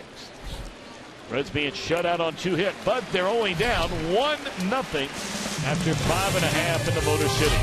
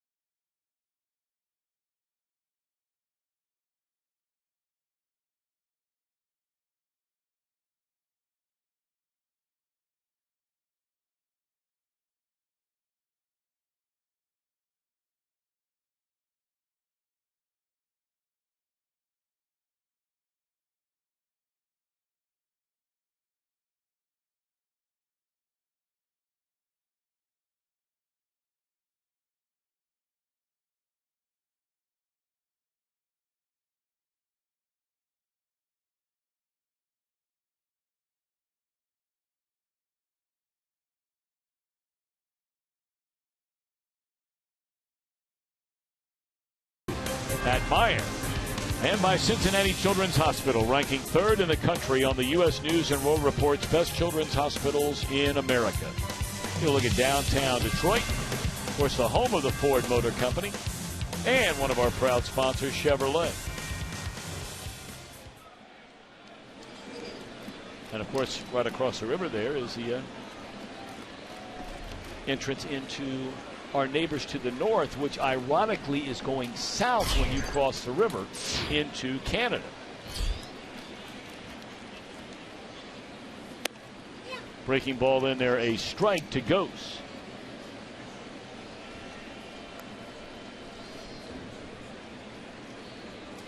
I was talking to a fellow today, Chris, you would have been very excited. He was giving me the full fishing report. He goes and fishes out in a place called Lake St. Clair. And he was telling me that he is catching fish out there like you cannot believe. He said, and I'm trying to remember. They're getting all the smallmouths out there. Yeah, but they have the muskies. Oh, what do really? they call them? A tiger muskie? Is that what they call them? Nah, that I don't That have know. the big teeth. This thing. Musky lunge? Yes, it's a cross between a muskie and a northern pike. And they said it has teeth. Small version of like a shark.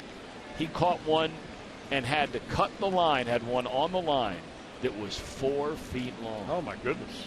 He said these things, if you get them in a boat, you better watch out because they come to eat. Swinging a foul ball out of play. I was thinking of you as he was telling me the story today. Sounds like a good day. He was going out there today. Next off day we have up here in Detroit, count me in. That'll be a while.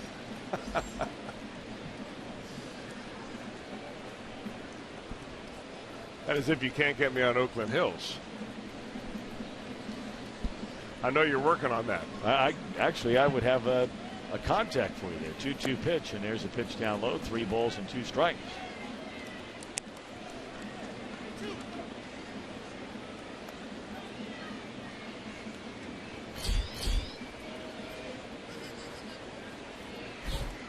Top of the order against Adcock. The Tigers leading 1-0 in the first of 4 straight games between these two teams. 2 in Detroit, 2 at Great American Ballpark Wednesday and Thursday nights of this week. Boy, and you wonder about the pick selection there by Adcock. I mean, it's 3-2. It's a 1-run game. The leadoff hitter at the plate. Boy, nowhere close to the strike zone with a breaking ball. And this is a guy that can hurt you. And we say this a lot, Tom, because we see it a lot. Sometimes the young pitchers give big league hitters too much credit. And you think you got to fool them out there. And Adcock got plenty of arm. He just needs to throw it down on the corner somewhere and make Gose put the ball in play. And this guy can hurt you running now. Pitch taken up and in. Gose had a stolen base in the first inning. And it won't be long before he's running again during this at-bat to Kinsley. Well, you're right. And the question is, what pitch he's going to go on, and will it be a conventional steal, or will he try to do one of those delayed steals like he did in the first? He just inches his way off. Watch him down there. It's a kind of an interesting way to do it. Once a pitcher comes to a set, now he starts inching a little bit more, a little bit more.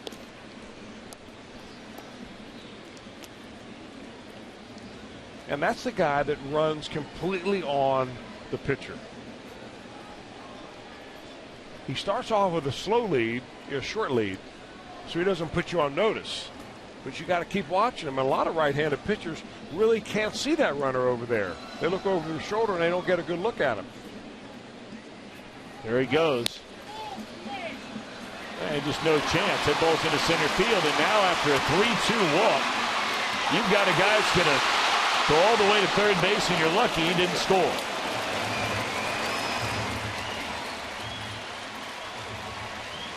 That was almost a not-hole home run there.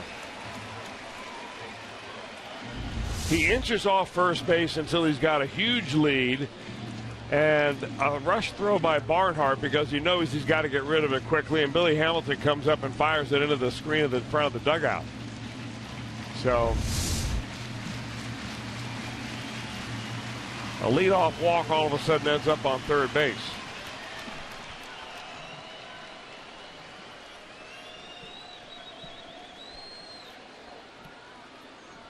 Infield in. Kinsler struck out swinging twice. 2-0 the count. And now 3 balls and no strikes.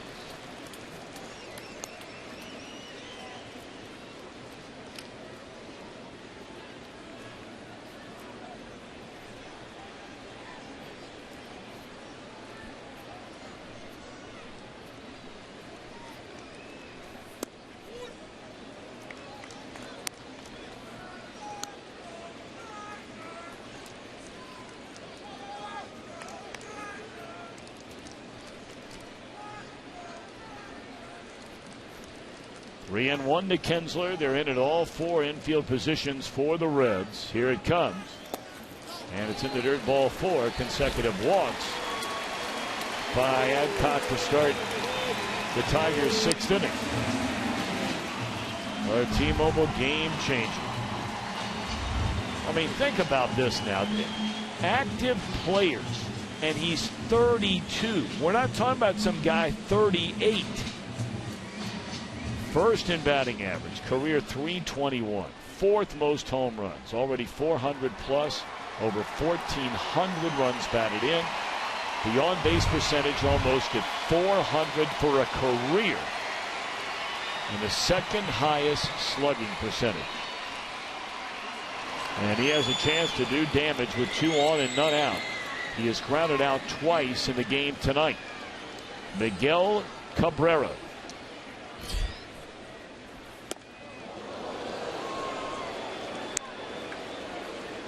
Now, the problem with throwing a first pitch breaking ball and not getting in there, every breaking ball that you miss with, you're coming closer to having to throw him a fastball.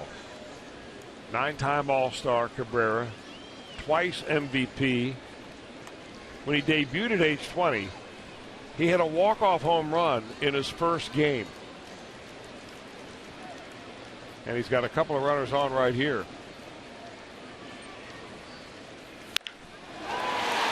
And he does what Miguel Cabrera does. Smoke one down the line to drive in 2. That is Miguel Cabrera.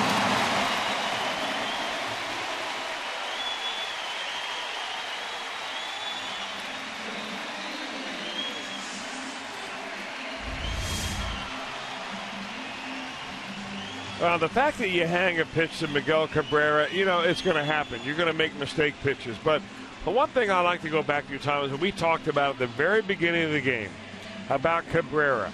And he's going to get his hits. It's like LeBron James going to get his points. But what you can't do is allow the batters in front of him to get on base, especially with walks. And you walk 2 batters right in front of Miguel Cabrera. What do you really expect is going to happen?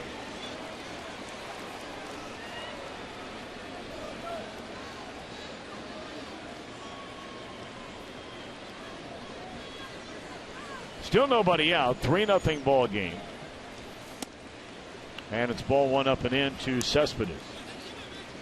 I saw where the other night Alex Rodriguez became only the 2nd player in Major League history to eclipse 2,000 runs batted in. Of course, Henry Aaron being the other. When you think about Cabrera, over 1,400. I mean, it's not like this guy's knocking in 98 a year. No. This guy's knocking in 120, 125, 130 a year. So it's not going to be long before he's going to go by 2,000. Good Lord willing, the guy stays healthy. But, I mean, he's got a chance to put up numbers that very few in the history of this game have ever put up. I remember being down in Miami years ago with the Diamondbacks, and that was the year of the Marlins in 2003. They had a nice team, but they were missing a left fielder. And there was a big article in the paper. It was an off day. What are the Marlins going to do about left field? And there were a number of players around baseball that you could get probably in a trade that were established veteran guys. And only probably about 2 sentences said, of course, one option would be to go down and get then 19-year-old Miguel Cabrera from the minor leagues. Well, shortly thereafter, he turned 20. They decided it's time to bring him up. You mentioned earlier, Chris, he gets a home run to win the game in his first big league game. And when it's all said and done, he is without a doubt the best hitter. I don't know about you. He's the best hitter I've ever seen by far. I agree with you there. But the question is, when he was 19 and 20 years old, was he so much better than everybody else in the league that you had to bring him up? Or was it just a seat of the pants decision to say, we think this guy's got that intangible? And the reason he's going to break all these records and be among the greats when it's all said and done is because he made his debut when he was 20 years old, not when he was 24 years old. They didn't keep him down there for more seasoning. And you wonder how many kids that are down there in the minor leagues could make that jump if they just got the chance. Well, that year, if you go back to Cabrera's career, now you're talking about a young man signing, coming from another country. So he goes to in 2000, their lowest level of rookie ball. Then they send him for 8 games to Utica. The next year they send him to Kane County, and that's a good league. There's a high drive in the deep right center field. And that one is gone. A 2-run home run by J.D. Martinez.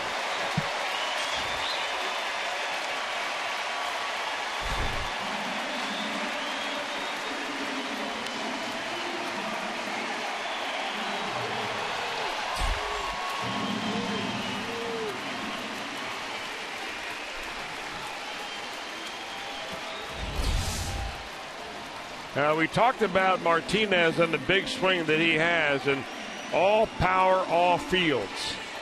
For Martinez, goes down to get a pitch that's on the outer third, but about knee high, or maybe a little bit above.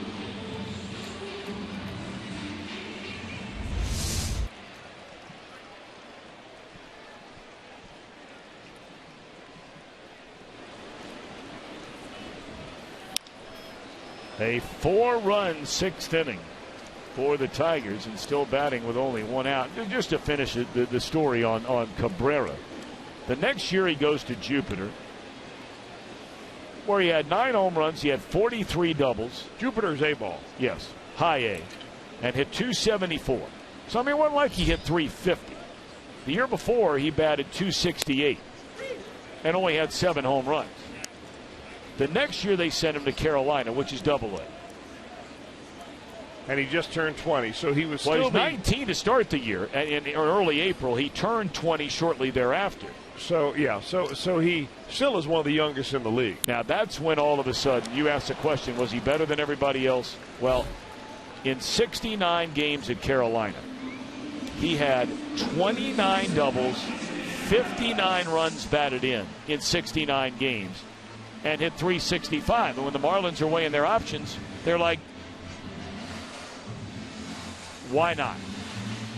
And if it didn't work out, what's the worst thing that could happen? He goes back to Carolina. And I mean to tell you, when they brought him up in 2003, he started 87 games, knocked in 62 runs. In the division series against the Giants that year, he had 3 runs batted in. In the league championship series against the Chicago Cubs, he had 10 hits, 3 home runs in the LCS, and then became one of the youngest players to ever homer in the World Series.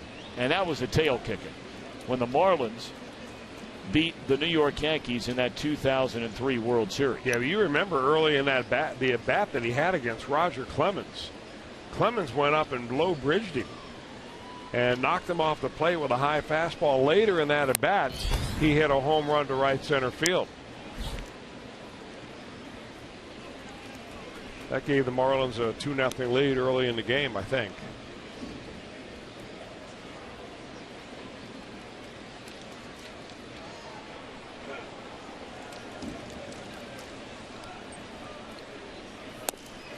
The only player to hit a home run younger in National League Championship Series history than Miguel Cabrera was Andrew Jones of the Atlanta Braves in 1996.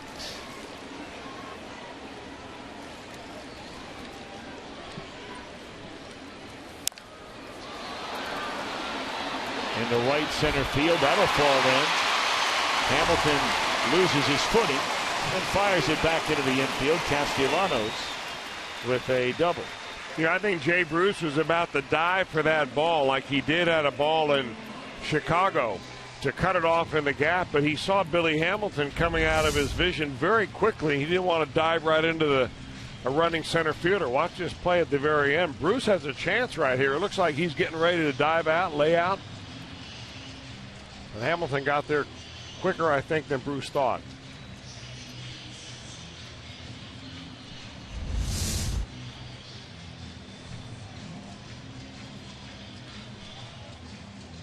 Well, Jeff Pico, the Reds pitching coach, coming out to visit with Adcock, who needs one more out to survive this sixth inning. It has been a 4-run sixth inning.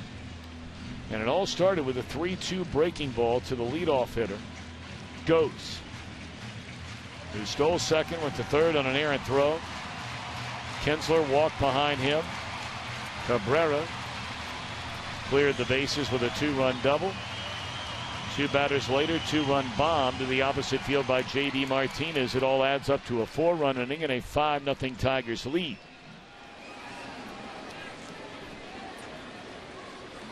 Here's Iglesias with a runner at second and 2 out.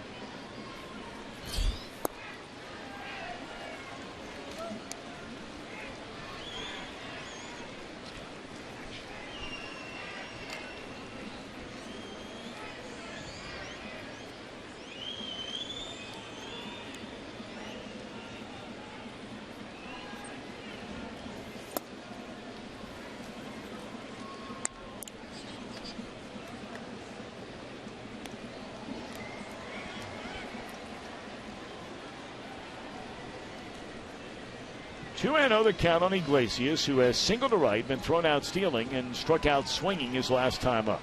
See if Adcock can get this final out here in the inning. Instead, it's ball 3. You're never going to have an efficient inning when you walk the first two batters of the inning. But this next pitch is pitch number 31 for Nate Adcock. In this inning. Ooh, 43 total. Into the inning. Well, the ball comes out from somewhere, don't know where.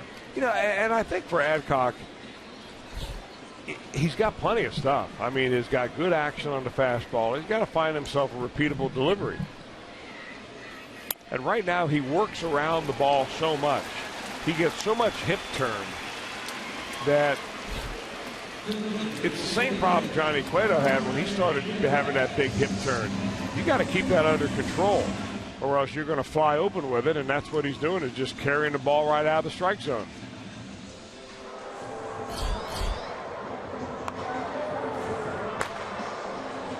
That's Burt Badenhop.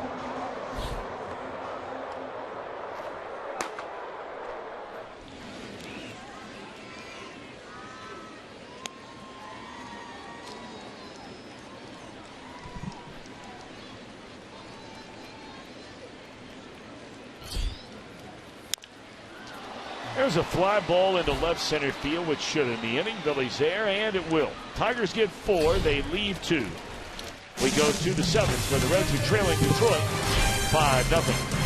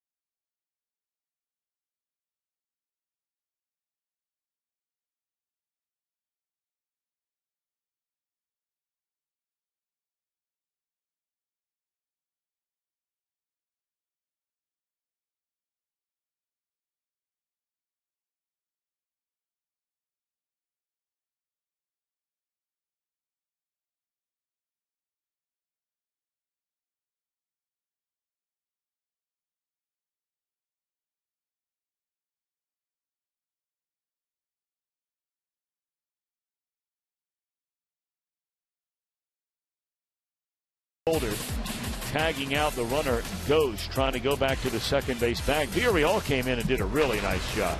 I mean, really good job. 3 1/3 innings, 3 hits. He gave up 1 unearned run. Tigers blew it wide open in the 6th inning.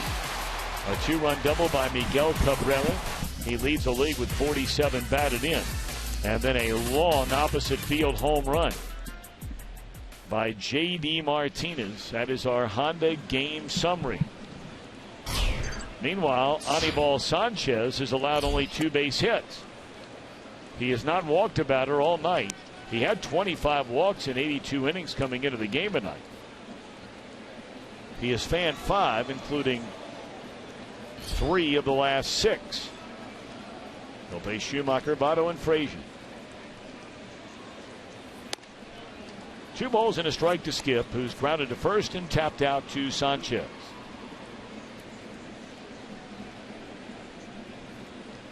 Reds have 3 more cracks at him.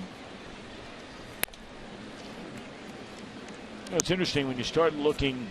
We've seen the Kansas City Royals this year. Chris, I think you and I would both agree. Granted, it was only for 2 games, but for 2 games, it was the most impressive team we have seen so far this year. Yeah, they really took care of the Reds in those 2 games. And, you know, you can't forget about Minnesota. I mean, they've been one of the surprise teams in all of baseball. Kansas City leads this American League Central by 1.5 games over Minnesota, 3 better than these Tigers. You know, when you start comparing and contrasting, and we'll leave Minnesota out for the time being. We've not seen them in person yet. But, you know, you start comparing and contrasting. I think we both agree that at least on paper,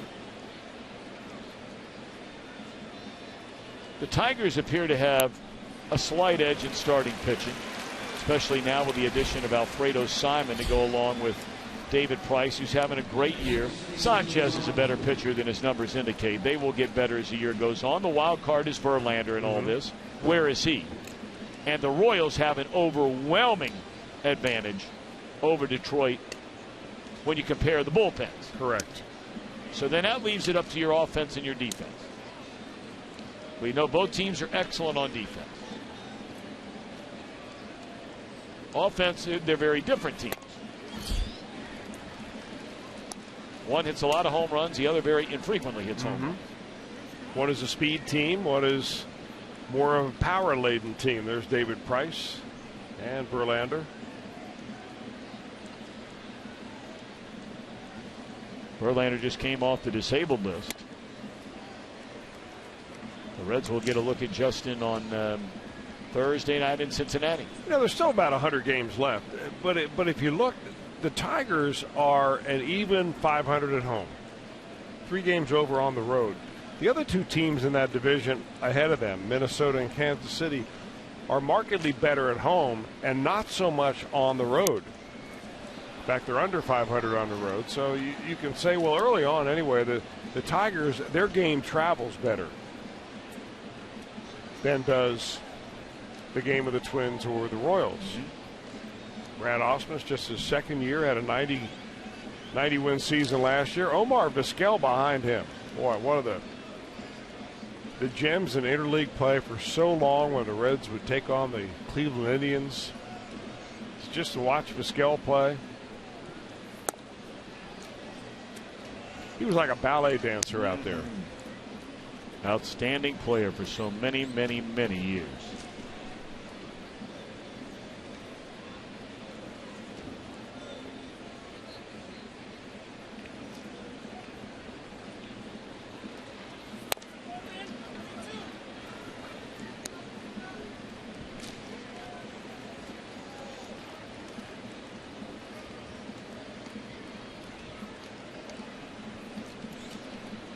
Three balls and 2 strikes on Votto, who has tapped to the mound and had a bunt single, was thrown out trying to steal.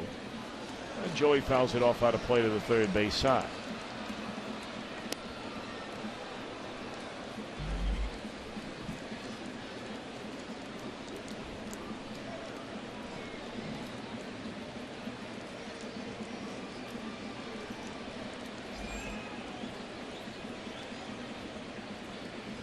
Joey now settling in the box.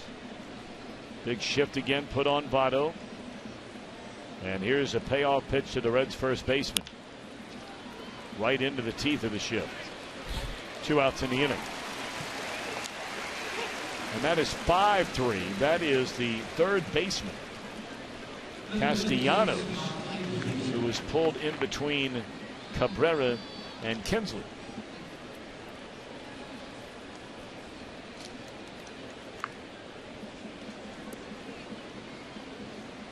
That'll bring up Todd Frazier, who singled to left field, stole a base in the second inning, and then struck out swinging on the front end of the strike him out, throw him out, double play in the fourth.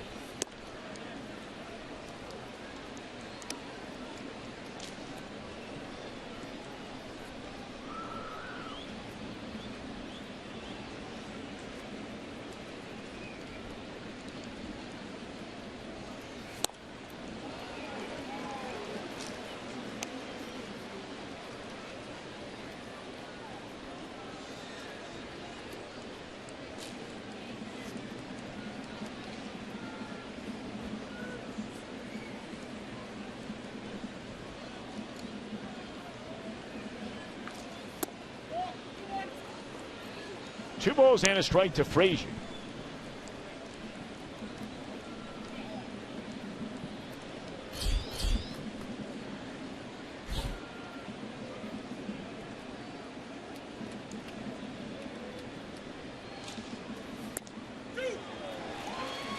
Todd not sure about that fastball. Thought it might have been up and in. 9 in a row retired by Sanchez, and a strikeout, or a strike away from 10 straight. Frazier has other thoughts, trying to get something, anything started here in the 7th. Second baseman Kinsler with a nice charging play to end the inning. They stand and stretch in Detroit. The Tigers lead 5-0.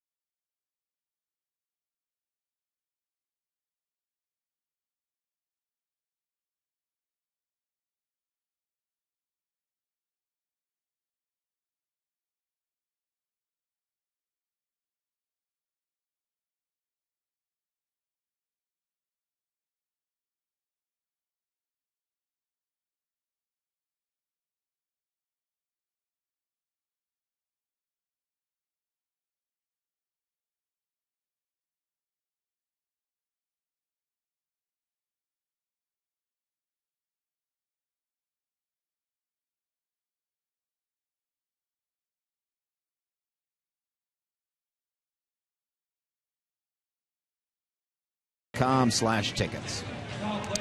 I'm Jim Dave. You're just joining us. John Moscott has a dislocated left shoulder, so he's going to be out for a period of time, obviously.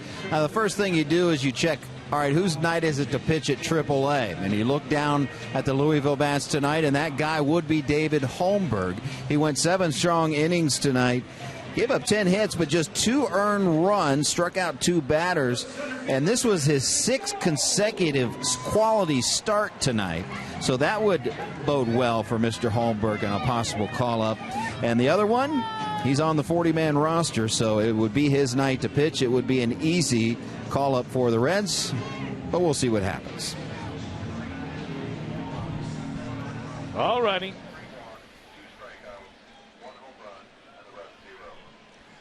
Couple of changes for the Reds.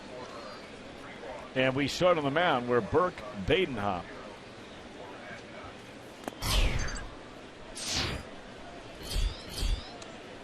is on the mound, and Chris Dominguez replaces Joey Votto over at first. We also have a change at third. Todd Frazier will have the rest of the night off, and Ivan De Jesus Jr. will take over on the mound. Been a couple of long nights of baseball for the Redlegs. It's an interesting question we've received from a number of you, and this is the best I can do for you. I am not an injury, nor do I try to play one, a doctor rather, and try to play one on television. But the question was asked, which is worse? And there's a line drive to right, a dislocated shoulder or a separated shoulder. Well, a dislocation of the shoulder involves massive damage to the labrum, the cartilage of the labrum, results in chronic instability and often a progressively worsening condition. A separated shoulder results from a tear or a rupture of a ligament that can be surgically repaired if needed. Generally, with proper treatment, the injury does better long term than a dislocated shoulder. But the good news, as Chris pointed out, at the end of the day, it is not his throwing shoulder. Right. So dislocation is worse than separated, but it's not his pitching arm.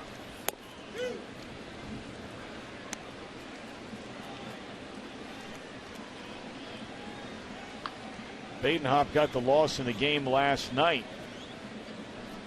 Brian Price admitting before the game today,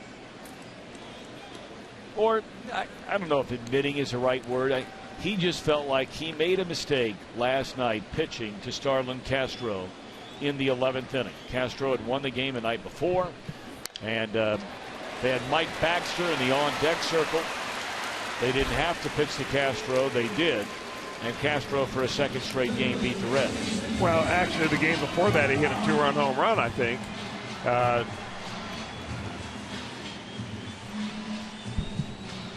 2 days in a row, he won the game. A couple of days before. Yeah. He just seemed to have the Rapids foot going all weekend. Mm-hmm. And, well, you know, you're not going to call them all right. But you got to sometimes go with what you feel. And, you know, interesting that he would revisit that and say, hey, I made a mistake. Well, you know what? You admire a guy for doing that. I mean, I do anyway. I mean, Sure. It seems like we've reached a point in this day and age where managers, head coaches, infrequently, you know, kind of second guess themselves and say, you know, if I had to do it again, I'd do it a different way. But at the same time, I think there was a base open, right? So the pitcher doesn't have to pitch to that guy. You can pitch around him and know that you've got a guy coming up next who might be a better matchup. Mm-hmm. Doesn't mean you have to groove one down the middle just because the manager doesn't automatically tell you to walk him. So, you know, I mean, the manager can only do so much. At some point, the player's got to play. No question. And the pitchers have to pitch. No doubt about that. No, you were right about Castro when you talked about the home run. He hit that game-tying home run against Cueto. That's the one I'm talking about. To begin the series. And there's Cabrera with a rocket into center field. That'll advance Kinsler on to second base. Even the ground balls he hits sound really good off the bat. He's a big guy. They've got him listed at 6'4", what, 240? I think he's bigger than that.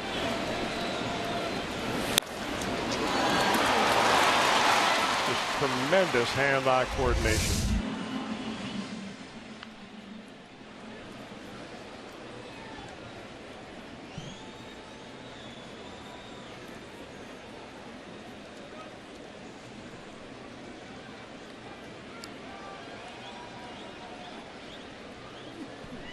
Now Cespedes, who has a double, has scored a run in 3 at-bats. Cabrera has that batting average up tonight to .343. 4.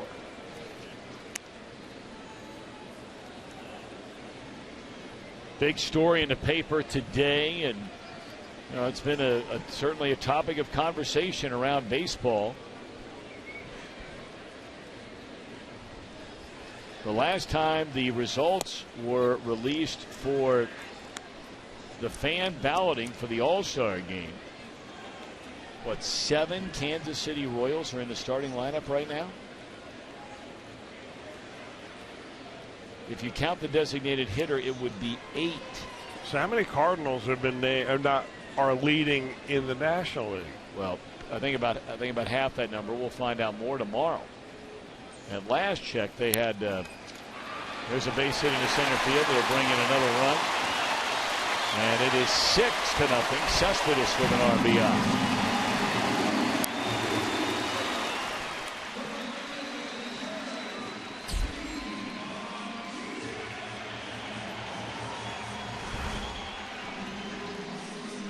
The only non-Kansas City Royal right now being voted by the fans as a starter is Mike Trout.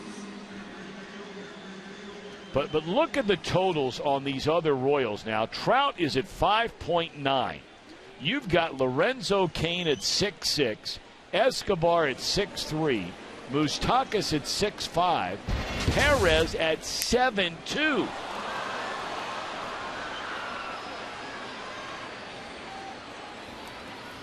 And the question that many are starting to wonder, will the commissioner's office step in and do something about this? Now, the natural inclination, I don't know if you feel the same way, Chris, I mean, if their fans voted and that's the system by which we are playing under those rules, why would anybody step in and alter what the fans have asked for? Well, if their fans are voting according to the rules that are laid out, the question is somebody manipulating the vote with some computer shenanigans in order to get the Royals in there? Mm-hmm. And I don't know enough about that kind of thing to even have an opinion on it. I don't know. Well, the only other time where you had anything close to this, and all Reds fans are familiar with it, was 1957. The controversy surrounding the Cincinnati Reds fans stuffing the ballot box and electing all but one of their starting position players to the game. And so, you go back then, the only, by the way, non-red leg elected to start for the National League was Cardinal first baseman Stan Musial. This should be the, is it? Yes. Phillips stays with it and gets the final out.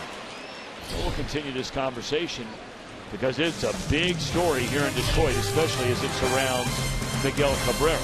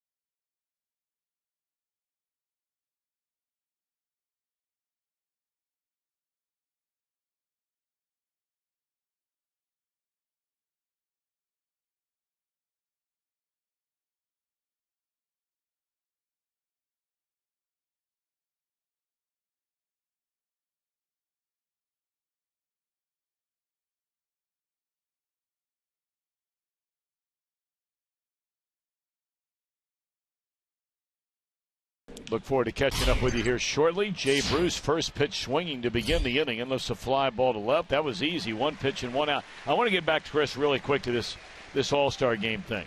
All right. If it's proven that there's nothing out of the rules by which we are playing was done by anybody, and that the Royals have all their players voted in except for Mike Trout, if it stayed the way it is, the way we just put it up a moment ago, do you believe that the commissioner's office should consider stepping into that situation? No, I think if they prove that everything is done on the up and up, then the rules are what they are. The procedure is what it is. Mm-hmm. And I would think that, meanwhile, Bruce Bochy fiddles while the American League burns, because he would be very happy, I'm sure, to take his National League All-Stars against the Kansas City Royals. Now, there'll be other All-Stars, of course. I think there's a roster of, 36 or 7? So there'll be plenty of representation. But I would imagine that there would be some steps taken for the following year that would change the way the voting goes. At least try to tighten it up. Many of you will remember what happened in 1957. The investigation was launched by Commissioner Ford Frick, found that over half the ballots cast came from Cincinnati. How many would remember?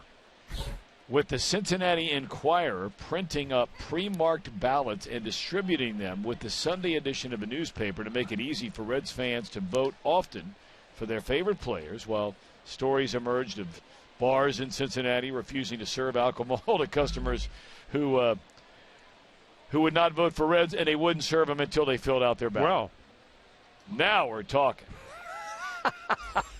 Hit it where it That's strong-arming somebody. You want a Budweiser?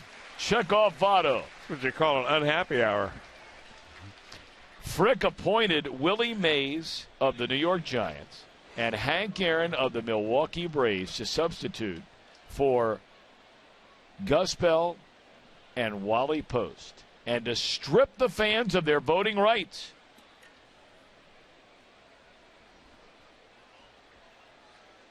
Managers, players, and coaches picked the entire team after this 1957 scandal until 1970, when the vote again returned to the fans.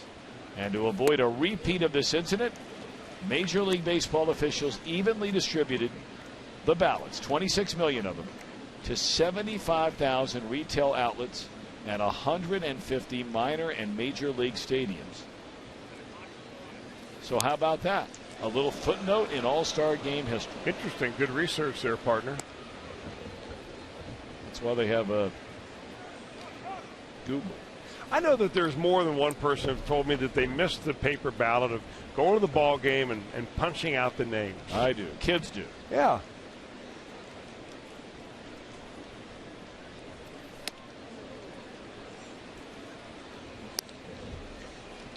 Do you miss it? Yeah. I haven't voted online this year. I usually do. I vote once. I don't have the time to vote. What is it, 35 times? Well, if your wife keeps doing the driving up and down 75, you can do it. In the old days, anyway. I got to sleep sometime.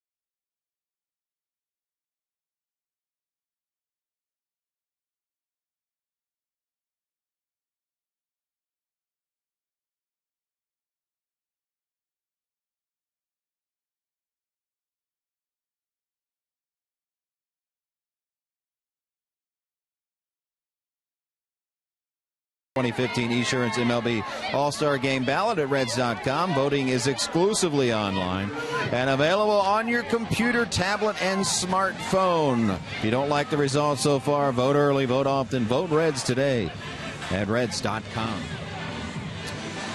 And Zach Cozart this morning had surgery on his knee. Reds medical director Dr. Timothy Krimchek performed the surgery. Talked to Brian Price about it before the game today. Said all went well.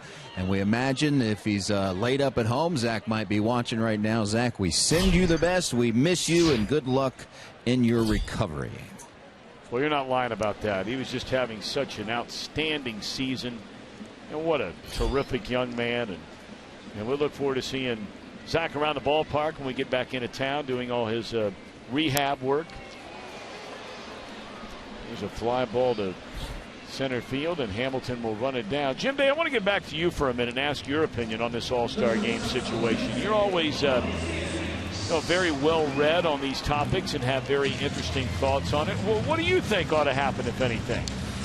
I'm a little sketchy about it. I think you can definitely manipulate some things. I mean, it's been proven with computers, all these hackers, etc., that it could be done. Now, I don't know that for a fact. This is just me talking. But I don't know. Kansas City's a smaller market. They got great fans. They can certainly, vote like crazy. But I think they need to look into it. There might be something going on there. And I would echo your sentiments. I certainly miss these punching out those ballots at the stadium, and I wish that the only way you could vote is at the stadium. You have to come to the stadium and vote the old-fashioned way. I wish they would just go back to that. There's a base hit, a one-out single. Jim, thank you for that. If it was second hit. If it was that simple, they probably would never have gone, to computer voting. But I think baseball, the idea is to get as much interest going, as much hype. You don't have to be able to go to a major league stadium to be able to vote. You can sit in a minor league stadium and vote, or sit at home.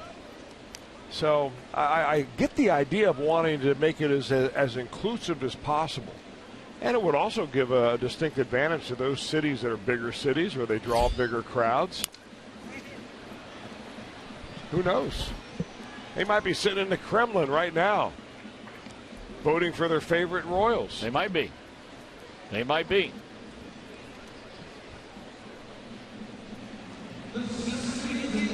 I'm not getting near that.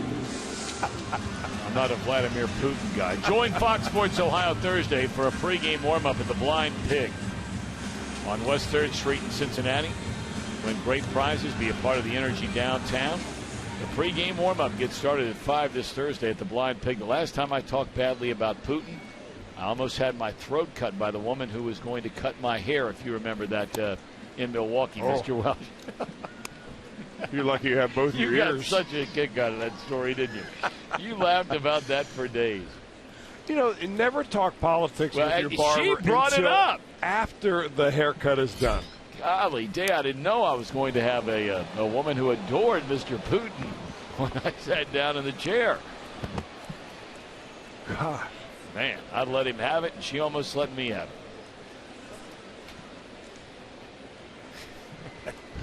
it. You got such a kick out of that story. You'll never learn. No, you're right. 1-1 to count. That's why I don't get haircuts in Chicago. Here's the pitch, and it's taken low and away.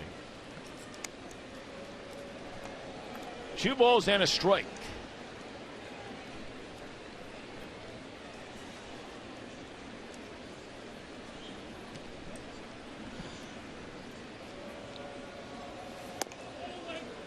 And now 3-1 on Ghost as Badenhop is on for his second inning of work. He allowed a run in the 7th inning.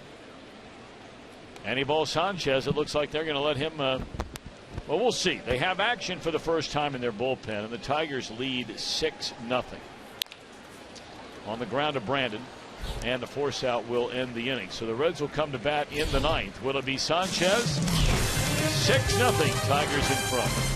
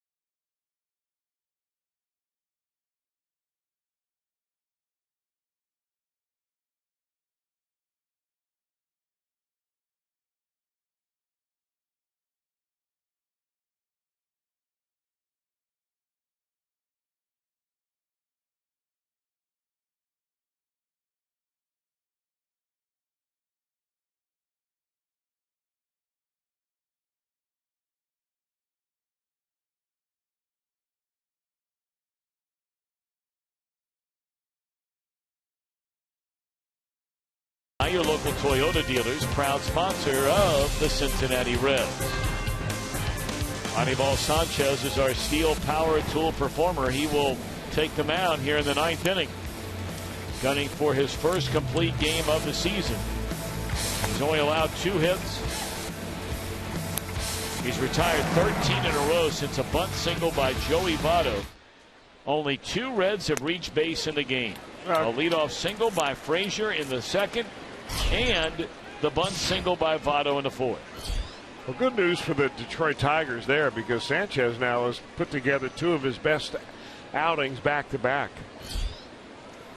His last outing here at home against the Chicago White Sox, he went 7 innings of shutout baseball.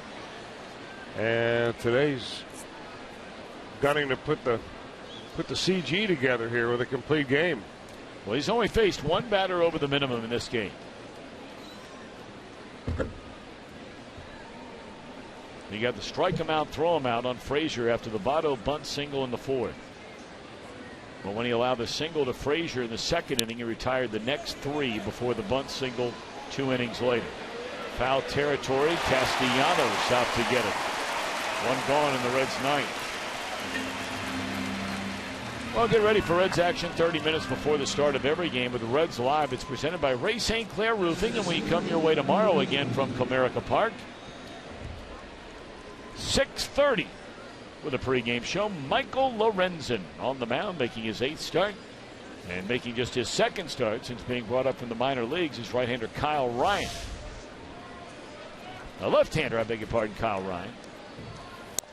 You know, Anibal Sanchez has a knack for throwing low-hit games. He's done them a number of times. You know, he has thrown a no-hitter. He did that for the Florida Marlins in 2006. Beat the Diamondbacks 2-0. The interesting thing about that is that when he did that for the Marlins in that 2006 season used 21 rookies. Well, in that no-hitter, they started 6 rookies in that ball game.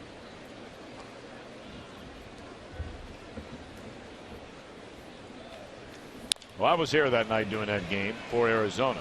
There's a pop-up in the left. And neither one of those teams were world beaters. But a no-no's a no-no. Yeah. The following year, he ended up having shoulder surgery, but he's come back very strong. Boy, he's thrown an excellent game tonight. 110 pitches. Has allowed 2 hits. And the Reds are down to their final out. He's retired 15 in a row.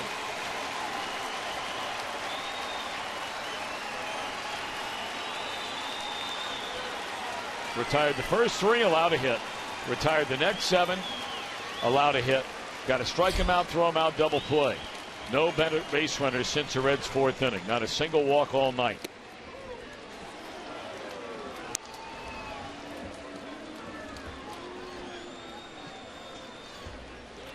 Villarreal is in line to be really the tough luck loser in this one. You say tough luck, it's a 6-0 ball game, but he only allowed 1 run, and it was an unearned run. Castellanos backs up, 1 hop throw to Cabrera, who finds the bag, and that is that. Anibal Sanchez, a complete game, 2-hit shutout.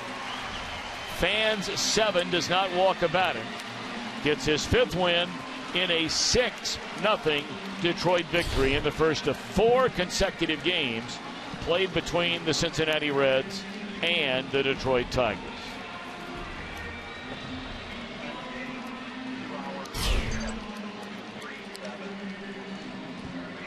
We'll be back with more from Detroit.